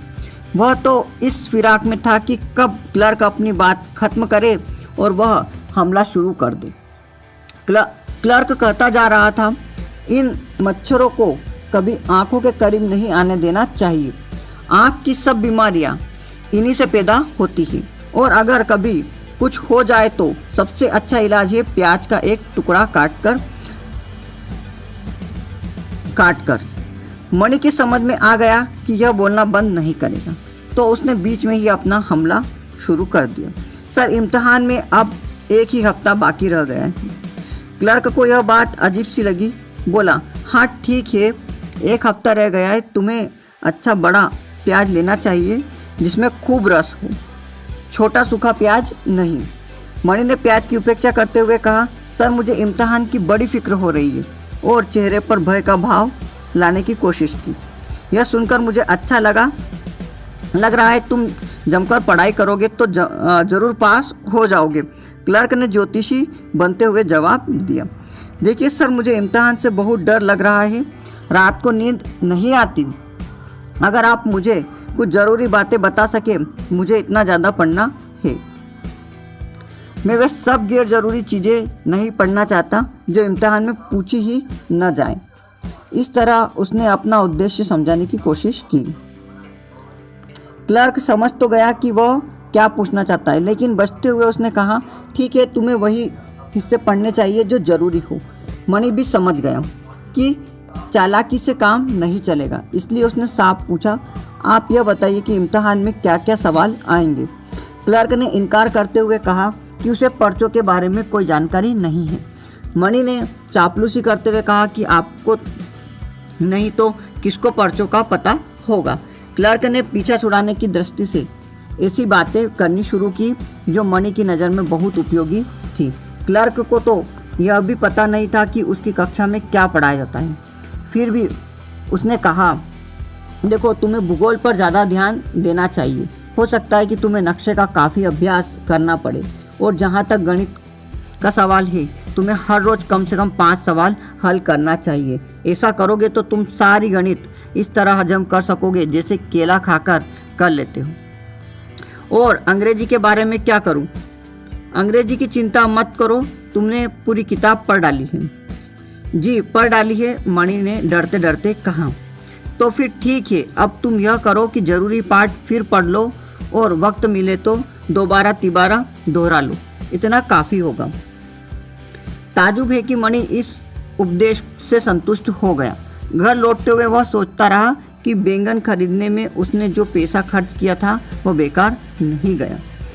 अब मणि को लगा कि वह बहुत खास व्यक्ति हो गया है। उसे क्लास के दूसरे छात्रों पर दया आने लगी, जिन्हें इस तरह पढ़ाई करने का गुण मालूम नहीं था, जिससे उन्हें बहुत मेहनत करनी पड़ती थी। उसने तय किया कि स्वामी को भी ये गुण बताएगा, पर उसे किसने यह सब बताया, इस बात को छिपाए रखे। दोनों शाम को स्कूल से घर वापस जा रहे थे। एक दूसरे से अलग होने से पहले वे विनायक मुदाली और ग्रो स्ट्रीट के चौराहे पर रुके तो मणि ने कहा, तुम्हें पता है इम्तिहान में क्या क्या आने वाला है? स्वामी बोला, किताबों में जो है उसके बाहर कुछ आएगा क्या? मणि ने मजाक पर ध्यान नहीं दिया, कहा, मेरी बात सुनो, ध्यान से सुनो। तुम्हें पता है कल रात 7 से 10 बजे तक मैंने क्या किया? मूंगफली खाई होगी, स्वामी ने जवाब दिया। बेवकूफ़, मजाक बंद करो। मैंने हिंदुस्तान के 2 नक्शे बनाए, 2 अफ्रीका के बनाए और 1 यूरोप का बनाए। एटलस में देखकर बनाए होंगे। हो सकता है मणि को उसकी बात पसंद नहीं आई। बोला, लेकिन किसी उद्देश्य से ये नक्शे बनाए। हो सकता है मुझे 1-2 सवालों का पता हो, लेकिन किसी और को यह मत बताना, नहीं तो मैं मुसीबत में पड़ जाऊंगा, ऐसा मणि कहता है। स्वामी को उसकी गंभीरता देखकर विश्वास भी होने लगा। घर लौटकर स्वामी को उदासी महसूस होने लगी। माँ घर पर नहीं थी, दादी भी बात करने के मूड में नज़र नहीं आई। उसने दादी को उस दिन की कुछ बातें बतानी शुरू की। दादी, मालूम है आज स्कूल में क्या हुआ? क्लास सी के एक लड़के ने किसी को चाकू से घायल कर दिया। क्यों किया? दादी ने अनमने भाव से पूछा। दोनों दुश्मन थे एक दूसरे के। फिर यह देखकर कि दादी को इस घटना में कोई रुचि नहीं है, इसलिए उसने दूसरी कहानी शुरू की। दादी, सुनो, हेडमास्टर साहब आज चलते हुए एक दरवाजे से टकरा गए और उनके अंगूठे से ढेर सारा खून निकला। दिन भर लंगड़ा कर स्कूल में घूमते रहे। वे तीसरी क्लास को पढ़ा भी नहीं सके, इसलिए उन्हें छुट्टी मिल गई। अच्छा, दादी ने हुकार भरा। स्वामी को देखकर बड़ी चिढ़ हुई कि दादी को नींद आ रही है और वे उसकी बातों में दिलचस्पी नहीं ले रही है। अब वह अपने नन्हे भाई के पालने की तरफ मुड़ा। हालांकि पहले उसे अपने इस छोटे से भाई में कोई रुचि नहीं थी, लेकिन अब उसे इसकी बातें अच्छी लगने लगी थी। अब यह 6 महीने का हो गया था और कुछ हरकतें भी करने लगा था। पहली बात यह कि किसी को अपने पास देखकर वह किलकारी मारने लगता था। उसके मुंह में अपना छोटा सा हाथ डालने लगता था, फिर दोनों हाथ ऊपर हवा में उछालने लगता था और अंत में मुंह खोलकर मुस्कुराने लगता था। स्वामी को उसके सब कारनामे बहुत अच्छे लगते थे। झूले के एक सिरे पर बैठकर वह घंटों बच्चे के साथ खेलता रहता। वह कोशिश करता कि बच्चा उसका नाम स्वामीनाथन बोले, लेकिन बच्चा एक आध ध्वनि निकालने और किलकारी मारने के अलावा कुछ और नहीं कर पाता था। उसने झूले पर नज़र डाली और यह देखकर निराश हुआ कि बच्चा सो रहा है। उसने खकार कर गला साफ किया और कोशिश की कि बच्चे की नींद खुल जाए, लेकिन बच्चा सोता रहा। फिर वह दबे पांव वहाँ से हट आया, यह सोचकर कि अगर यह जग गया तो पहले आधे घंटे तक वह चीख चीख कर और रो रो कर सारे घर को परेशान कर देगा। नींद से अचानक जगाया जाने पर उसका यही व्यवहार होता था।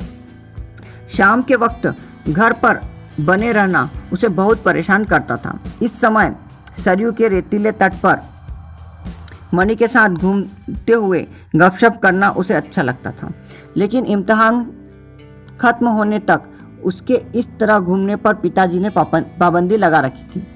वह अक्सर सोचता कि पिताजी को बता दे कि उसे यह पाबंदी पसंद नहीं है, लेकिन इसकी हिम्मत करने से पहले वह जवाब दे जाती थी, कोई बात नहीं, इम्तिहान के लिए 1 हफ्ता ही रह गया है। यह सोचकर ही उसके मन में ताजगी आ गई। इसके बाद वह पहले की तरह मस्ती कर सकेगा। वह मेज पर आ बैठा और एटलस निकाल लिया। यूरोप का राजनीतिक नक्शा निकाला और उसे ध्यान से देखने लगा। उसे यह सोचकर ताज्जुब हुआ कि ऐसे टेढ़े मेढ़े प्रदेश में लोग कैसे रह लेते, जहाँ ऐसी उल्टी सीधी खाड़ियाँ और छोटे छोटे द्वीप हैं, जहाँ के लोगों को खतरे के दिनों में बचकर निकल भागने में कितनी परेशानी होती होगी। फिर उसे एक और समस्या परेशान करने लगी। नक्शे बनाने वालों को ज़मीन के इस टेढ़े मेढ़ेपन का ज्ञान कैसे होता होगा? उन्हें यह कैसे पता चला होगा कि यूरोप की शक्ल ऊंट के सिर जैसी? क्या बहुत ऊंचे खंभों पर चढ़कर उन्होंने नीचे देखा होगा? जो दिखाई दिया उसे नकल कर लिया होगा। वह सोचता कि नक्शे में उसे हिंदुस्तान जैसा दिखाई देता है, वैसे उसे यह टाउन हॉल की छत पर खड़ा होकर देख सकेगा।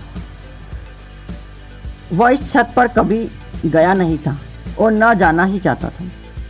हालांकि उसे यकीन नहीं होता था, पर दर्जी बड़े विश्राम से उसे बताता कि टाउन हॉल की सबसे ऊपरी मंजिल पर एक जेलखाना है, जिसमें पठान जवान लड़कों को फुसलाकर ले जाते हैं। फिर चौंक कर वह अपनी विचारों से बाहर निकला और कागज़ पर यूरोप के नक्शे की नकल तैयार की। उसे यह जानना अच्छा लगा कि वह काफ़ी अच्छा नक्शा बना सकता है। भले ही उसकी बनाई आकृति का आधा हिस्सा सांड जैसा और आधा ऊंट जैसा लग रहा था। शाम के 7 बज गए थे और पिताजी घर लौट आए थे। बेटे को काम करते देखकर वे बहुत खुश हुए। नक्शे पर नज़र डालते हुए बोले, अच्छा बनाया है। स्वामी को शब्द सुनकर लगा कि उसकी सब तकलीफ़ें दूर हो गई हो। उसने पन्ने पलटे और अफ्रीका का नक्शा देखने लगा। इम्तिहान शुरू होने से 2 दिन पहले उसने अपनी ज़रूरतों की सूची बनानी शुरू कर दी। एक कागज़ उठाया और लिखा, सफ़ेद सादा कागज़ 20 पन्ने, नीब 6, स्याही 2 बोतलें, क्लिपें, पिन। अब पेंसिल चबाते हुए उसने सूची को दोबारा देखा। उसे यह सही नहीं लगा। उसे पता ही नहीं था कि उसकी ज़रूरतें इतनी कम। जब वह सूची बनाने बैठा था तब उसने सोचा था कि 2-3 पन्ने भर जाएंगे, लेकिन यह तो 5 लाइनों में ही पूरी हो गई। उसने सूची को फिर देखा। सफ़ेद सादा कागज़ 20 पन्ने। वह सोचने लगा कि उसने बिना रूल वाला सादा कागज़ ही क्यों चुना है। उसे यह पता था कि वह कितनी भी कोशिश करे उसकी लिखाई में लाइनें दाहिनी तरफ ऊपर के कोने में सरकती चली जाएगी। इम्तिहान में तो यह नहीं चलेगा। उसे कुछ रूलदार कागज़ भी रखना चाहिए और नीब कितनी हो यह सोचने लगा। एक इम्तिहान में कितनी नीब लग जाएगी? 1, 2, 5। इसके बाद स्याही, उसे कितनी स्याही खरीदनी चाहिए? अब क्लिपें और पिनों की समस्या सामने आई। उसे बिल्कुल पता नहीं था कि किस चीज़ की कितनी ज़रूरत पड़ेगी और यह भी कि गुच्छे में ये होती कितनी। किसी दुकानदार से 6 पिने और 6 क्लिपें देने को कहकर शर्मिंदगी नहीं होगी क्या? अंत में बहुत सोच विचार कर उसने अंतिम सूची बनाई। बिना रूल वाला सफ़ेद कागज़ 20 पन्ने, रूलदार सफ़ेद कागज़ 10 पन्ने, काली स्याही 1 बोतल, क्लिपें 3 से 12 तक, पीने 6 से 12। लेकिन सूची अभी भी संतोषजनक नहीं बनी थी। इस पर फिर से विचार करके उसने इसमें ये 2 चीज़ें और बढ़ाई। कार्डबोर्ड 1 पेड, दूसरे खर्चों के लिए 1 रुपया। पिताजी अपनी मेज पर बैठे काम कर रहे थे। स्वामी सूची हाथ में लेकर उनके सामने जा खड़ा हो।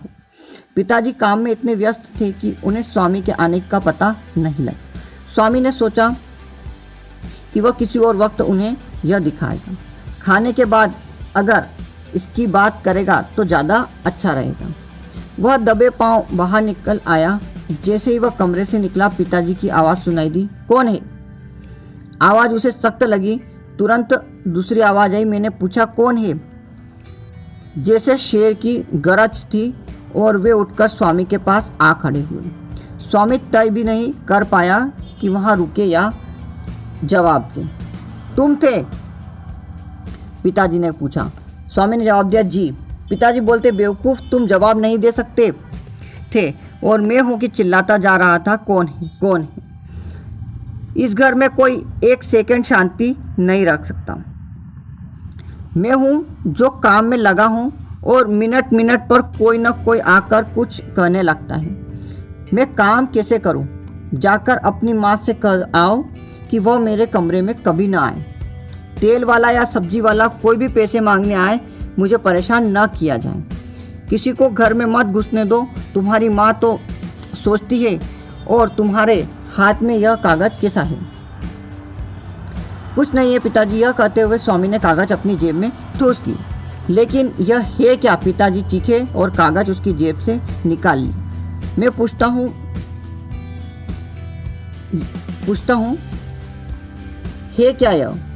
फिर कागज़ पढ़ते हुए अपनी कुर्सी पर बैठे।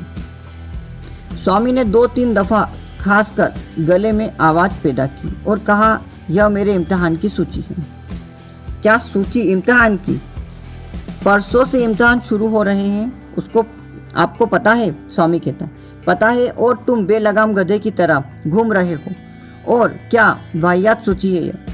तुम सोचते हो रुपये जैसे आसमान से टपकते हैं। स्वामी यह नहीं सोचता था, लेकिन कुछ इसी तरह सोचता था। पिताजी ने मेज की दराज खोली और उसमें हाथ डालते हुए कहने लगे, तुम्हें जो चाहिए मुझसे ले लो, लेकिन क्लिपें मेरे पास नहीं हैं और तुम्हें क्लिपें क्यों चाहिए? इसकी तुम्हें क्या ज़रूरत पड़ेगी? और यह पेड भी क्यों चाहिए? तुम्हारे कमरों में डेस्क नहीं है क्या? हमारे दिनों में स्लेट से ही सब काम चल जाता था और अब तुम्हें कागज़, कलम, स्याही और कागज़ के नीचे रखने के लिए पेड भी चाहिए। उन्होंने अपनी मोटी लाल पेंसिल उठाई और कागज़ पर पेड का नाम काट दिया। इससे पूरा कागज़ चीर-सा गया। फिर उसे स्वामी की तरफ फेंक दिया। कागज़ की यह दशा देखकर स्वामी उदास हो उठा। वह सोच रहा था कि जेब में पैसे खनकते हुए अमीर मार्ट जाएगा और शान से चीज़ें खरीदेगा। कागज़ उठाकर वह चलने लगा तो पीछे से पिताजी की गरज फिर सुनाई दी, सुनो, तुम बाहर जाओ तो इधर के लिए बच्चों को कमरे से बाहर हटा देना। बच्चे को कमरे से बाहर हटा देना। मुझे उसकी चीखें अच्छी नहीं लगती। वह क्यों चीखता रहता है? तुम्हारी माँ भी बहरी हो है या पागल है? बच्चा कितना भी चीखता रहे, उसे फिट भी पड़ जाए लेकिन वह परवाह नहीं करेगी। Chapter 8 is complete. जय हिंद। तो आज हम देखेंगे स्वामी एंड फ्रेंड्स का चैप्टर 9 स्कूल ब्रेक्स अप। ये स्वामी एंड फ्रेंड्स का लास्ट चैप्टर है। इसके सभी 8 पार्ट्स मैं अपनी प्रीवियस वीडियोस में कवर कर चुका हूँ। अगर आपने अभी तक नहीं देखे हैं तो उनकी लिंक मैं आपको डिस्क्रिप्शन में दे दूँगा, आप वहाँ से जाकर देख सकते हैं। तो चलिए स्टार्ट करते हैं स्वामी एंड फ्रेंड्स का last chapter school breaks up. सूखे होठ, खुश्क गला और शाही से सनी उंगलियां और मन में एक तरफ थकान तथा दूसरी तरफ हल्कापन और खुशी लिए इम्तिहान का आखिरी पर्चा खत्म करके कमरे से बाहर निकला। परीक्षा कक्ष में यह उसका आखिरी दिन था। वरांडे में खड़े होकर उसने हाल में एक नज़र डाली तो उसे कुछ परेशानियां महसूस हुई। उसे अच्छा लगता अगर उसकी कक्षा के अन्य साथी भी उसी की तरह समय से 20 मिनट पहले पर्चा समाप्त कर बाहर आ गए होते। दीवार से अपना बायां कंधा लगाए शंकर लिखने में लगा था। तीसरी क्लास के 2 लड़कों के बीच दूसरी खिड़की के पास बैठा राजम भी तेजी से कलम चलाए जा रहा था। मणि सामने टकटकी बांधे देखता कलम से अपनी ठोंडी खुजा रहा था। मटर कुर्सी पर पीठ टिकाए अपने जवाब दोबारा देख रहा था। एक अध्यापक कुर्सी पर बैठा ऊँग रहा था, दूसरा चुपचाप इधर देखता टहल रहा था। परीक्षा कक्ष में छाई शांति के बीच नींबों की खरखर, कागजों की फरफराहट और गला साफ करने की मद्दी आवाज़ें सुनाई दे रही थी। स्वामीनाथन सोचने लगा कि उसे इतनी जल्दी बाहर नहीं आ जाना चाहिए था, लेकिन वह ज़्यादा देर तक बैठा भी कैसे रह सकता था। तमिल का पर्चा 5 बजे खत्म होना था। 4:30 बजे वह पर्चे के आखिरी सवाल के जवाब की आखिरी लाइनें लिख रहा था। कुछ सवालों में उसने पहले का जवाब बहुत अच्छा लिखा था, दूसरे का बहुत सही नहीं था, तीसरा काफ़ी ठीक ही था और चौथे सवाल के जवाब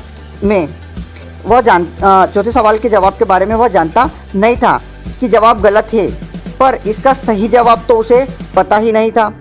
छठे सवाल का उसका जवाब सबसे अच्छा था, लेकिन लिखने में उसे सिर्फ 1 मिनट लगा था। 4:30 बजे से सिर्फ 2 मिनट पहले उसने यह सवाल पढ़ा था। 1 मिनट बाद उसे जवाब लिखना शुरू किया था और ठीक 4:30 बजे लिखकर खत्म कर दिया था। सवाल था, ब्राह्मण और चीते की कहानी से आपको क्या सबक मिलता है? कहानी यूं है, एक ब्राह्मण किसी तालाब के किनारे से गुजर रहा था। दूसरे किनारे पर खड़े एक चीते ने उसे आवाज़ दी कि यह सोने का कड़ा और ले जाओ। पहले तो ब्राह्मण ने यह भेंट लेने से मना कर दिया, लेकिन जब चीते ने अपनी बलमंद साथ और ईमानदारी की बार कस्में खाई, वह कड़ा लेने के लिए पानी में उतरा। दूसरे किनारे पर पहुंचकर जैसे ही उसने कड़ा लेने के लिए हाथ बढ़ाया, चीता उसे पकड़कर खा गया। स्वामीनाथन ने यह सोचा भी नहीं था कि इस कहानी में कोई उपदेश भी हो सकता है, लेकिन अब चूंकि पर्चे में लिखा था कि इससे मिलने वाला सबक बताओ, तो इसमें उपदेश होना ही चाहिए। 1 मिनट उसने यह सोचने में लगाया कि यह सबक क्या हो सकता है। क्या यह कि जब कोई चीता सोने का कड़ा भेंट करे तो उसे लेना नहीं चाहिए, या यह कि सोने के कड़े का लालच करने से जान भी जा सकती है। उसे दूसरी बात में तर्क ज़्यादा लगा, इसलिए वही जवाब लिख दिया। जवाब लिखने के बाद उसने हाल में लगी घड़ी पर नज़र डाली। समय खत्म होने में आधा घंटा बाकी था। इतनी देर यहाँ बैठकर वह क्या करेगा, लेकिन सबसे पहले बाहर निकल आना भी उसे ठीक नहीं लग रहा था। दूसरे लड़के भी उसकी तरह जल्दी पर्चा क्यों नहीं पूरा कर डालते। अब उसे वक्त काटना मुश्किल लग रहा था। पर्चा 3 घंटे की जगह 2.5 घंटे का क्यों नहीं कर दिया जाता। बाहर खाली पड़े वरांडे में उसकी नज़र जा टिकी। काश उसमें हिम्मत होती कि कॉपी पकड़कर बाहर निकल जाए। अब काफ़ी दिन तक कोई इम्तिहान नहीं होगा। इन दिनों वह जो चाहे कर सकेगा। सवेरे, दोपहर, शाम जब चाहे शहर में घूम फिर सकेगा। सब किताबें फेंक देगा और दादी से जितनी चाहे कहानियाँ सुना करेगा। उसे लगा कि एक अध्यापक उसे ध्यान से देख रहा है। फौरन उसने कॉपी पर नज़र गड़ा ली। फिर उसने सोचा कि बैठना ही है तो जवाब दोबारा देख क्यों न लिया जाए। पहले सवाल की कुछ लाइनें पढ़ी और वह बोर होने लगा। वह तेजी से पन्ने पलटने लगा और आखिरी सवाल तक आ पहुंचा। वह देर तक इसका जवाब देखता रहा। दरअसल अब वह नाटक कर रहा था। चीते की कहानी का सबक इतनी देर तक देखा कि उसका अर्थ ही गायब हो गया। अब उसने कलम उठाई और कोमा फुल स्टॉप ठीक करने लगा। देर तक धीरे धीरे यही काम करता रहा। फिर उसने घड़ी पर नज़र डाली और सोचा कि 5 बज रहे होंगे, लेकिन अभी तो 4:30 बजे के बाद 10 मिनट ही बीते थे। उसने देखा कि 2-3 लड़के कॉपियाँ देकर बाहर जा रहे हैं। उसे खुशी हुई और जल्दी से कॉपी के पन्ने पर अपना नाम पता लिखने लगा। विषय तमिल, नाम WS स्वामीनाथन, कक्षा पहली, section A, Albert mission school, Malgudi, दक्षिण भारत, एशिया। घंटी बजी। 2 और 3 के ग्रुप में लड़के बाहर निकलने लगे। पिछले 3 घंटे से अब नज़ारा बिल्कुल उलट था। सब जोर जोर से बात कर रहे थे। तुमने आखिरी सवाल के जवाब में क्या लिखा? स्वामीनाथन ने एक साथी से पूछा। कौन सा सवाल? सबक वाला? तुम्हें याद नहीं टीचर ने क्या कहा था कि सोने के लालच में ब्राह्मण ने जान गंवाई? वहाँ सोना था ही कहाँ? स्वामी ने एतराज़ किया। वहाँ तो सोने का कड़ा था। इसके जवाब में तुमने कितना लिखा? पूरा 1 पन्ना, साथी ने कहा। स्वामी को यह उत्तर अच्छा नहीं लगा। उसने तो सिर्फ 1 लाइन लिखी थी, लेकिन क्यों इतना लंबा जवाब तुम कैसे लिख सके? कुछ देर बाद राजम और शंकर भी वहाँ आ पहुँचे। शंकर ने पूछा, पर्चा कैसा लगा? अच्छा ही था, स्वामी ने जवाब दिया। मुझे तो तमिल के पर्चे का ही डर था, राजम बोला। अब मेरा ख्याल है कोई खतरा नहीं है, पास होने के नंबर आ जाएंगे। नहीं, ज़्यादा मिलेंगे, 1 क्लास, शंकर बोला। सुनो, स्वामी ने दखल दिया। कुछ मूर्खों ने पूरे पेज में सबक वाले सवाल का जवाब दिया है। राजम कहने लगा, मैंने तो 3/4 पेज ही लिखा है। शंकर ने, जो इन विषयों में अधिकारी माना जाता था, उसने कहा, मैंने आधा पन्ना लिखा है। यह सुनकर स्वामी ने झूठ बोला, मैंने भी करीब करीब आधा ही लिखा है। यह कहकर उसने मन में शांति महसूस हुई। यह झूठ उसे सच ही लगने लगा। पता है, अब कल से छुट्टी शुरू हो जाएगी। राजम ने कहा, अरे यह तो मैं भूल ही गया था। किसी ने पूछा, इन दिनों तुम क्या करोगे? स्वामी ने जवाब दिया, मैं अपनी सब किताबें आग के हवाले कर दूंगा। शंकर बोला, मेरे पिताजी छुट्टियों में पढ़ने के लिए बहुत सारी किताबें ले आए हैं, जैसे सिंदबाद जहाजी, अली बाबा वगैरह। तभी मणि चिल्लाता हुआ आ पहुंचा। मुझे तो आखिरी सवाल लिखने का टाइम ही नहीं मिला। पीछे से मटर भी आ धमका। उसके एक गाल पर स्याही लगी थी। कैसा रहा शंकर? 1st क्लास, शंकर ने जवाब दिया। नहीं, 35 से ज़्यादा नहीं आएंगे। मक्कार, झूठ बोल रहे हो तुम। अगर तुम्हें 1st क्लास मिली तो मैं तुम्हारी चूटियाँ काट डालूंगा। 15 मिनट बाद फिर घंटी बजी। स्कूल के सब लड़के हॉल में इकट्ठा हो गए। सबके चेहरे पर खुशी थी और दोस्ती का माहौल था। अध्यापक भी सबसे मीठा व्यवहार कर रहे थे। एबेनेज़र ने मणि को देखकर कहा, अरे बंद खोपड़ी, ये छुट्टियाँ कहाँ बर्बाद करोगी? सर, मैं तो सोने का मज़ा लूँगा, मणि ने आंख दबाकर जवाब दिया। दोबारा वापस आओगे तो क्या तुम्हारा सिर सही हो जाएगा? यह कैसे हो सकता है सर? अगर आप शंकर का सिर काटकर मुझे भेंट कर दे तभी हो सकता है। यह सुनकर सब जोर जोर से हंसने लगे। दरअसल अब सब लोग हर बात पर हंस रहे थे। मूड ही ऐसा हो गया था। ड्राइंग मास्टर खुशी की लहर में छड़ी से अपना पैर पीट रहे थे। उनका कहना था कि उनके अंगूठे तेजी से बढ़ते चले जा रहे हैं। हेडमास्टर साहब मंच पर खड़े हुए और लड़कों को शांत होने के बाद भाषण देने लगे। उन्होंने कहा कि अब 19 जून तक स्कूल बंद रहेगा और 20 तारीख को फिर खुलेगा। उन्होंने आशा जताई कि लड़के वक्त बर्बाद नहीं करेंगे, बल्कि किस्से कहानियों की किताबें पढ़ने के साथ साथ कभी कभी अगली कक्षा की किताबों पर भी नज़र मारते रहेंगे। और उन्हें आशा है कि ज़्यादातर लड़के पास होकर अगली कक्षाओं में चले जाएंगे और इसके बाद प्रार्थना होगी और प्रार्थना करके लड़के अपने अपने घर जा सकेंगे। प्रार्थना खत्म होते ही मानो तूफान फट पड़ा। लड़के तरह तरह की आवाज़ें करते हॉल से बाहर निकलने लगे। सब एक साथ बाहर आने की कोशिश कर रहे थे। इस भयंकर शोर शराबे के बीच स्वामी मणि के ही साथ चलता रहा। कारण यह था कि स्कूल में सभी मानते थे कि इस आखिरी दिन लड़के अपने दुश्मन साथियों को चाकू मार देते हैं। स्वामी का ख्याल था कि उसका कोई दुश्मन नहीं है, लेकिन क्या कहा जा सकता है, स्कूल अच्छी जगह नहीं थी। मणि ने स्कूल के फाटक पर कुछ ज़्यादा ही करतब दिखाना शुरू किया। जो भी सामने आया था उसने कलम और दवात खींचकर जमीन पर फेंक दिया। उसके चारों तरफ के लोग भी यही करने लगे। वे कलम, दवात और ऐसी ही दूसरी चीज़ें छीन छीन कर फेंकते जाते और नाचते गाते। 2-3 छोटे लड़कों ने इसका विरोध करना चाहा तो मणि ने उनके कपड़े और टोपियाँ भी उतार ली और उन्हें भी स्याही में रंग दिया। इस काम में उसका बहुत से लड़के साथ दे रहे थे, जिनमें स्वामी सबसे आगे था। आज़ादी और खुशी के इस माहौल में उसने खुद अपने सिर पर अपनी शाही की बोतल उड़ेल ली थी और आंखों के इर्द गिर्द शाही से गोले बना लिए थे। एक सिपाही सड़क से गुजरा। मणि ने चिल्लाकर कहा, सिपाही जी, इन सबको गिरफ्तार कर लो। सैकड़ों लड़के यही नारा दोहराने लगे। कुछ ने तो बोतलें जमीन पर तोड़ दी और कलम इधर उधर फेंके गए। मणि ने चिल्लाकर कहा, मुझे कोई सिंगाराम की पगड़ी लाकर दे, मैं उसे इस रंग में रंगूंगा।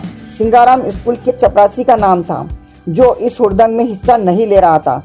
अब अपना नाम सुनकर उसने डंडा उठाया और भीड़ में चलकर सबको तितर बितर कर दिया। चैप्टर 9, जो कि स्वामी एंड फ्रेंड्स का लास्ट चैप्टर था, वह कंप्लीट होता है। जय हिंद।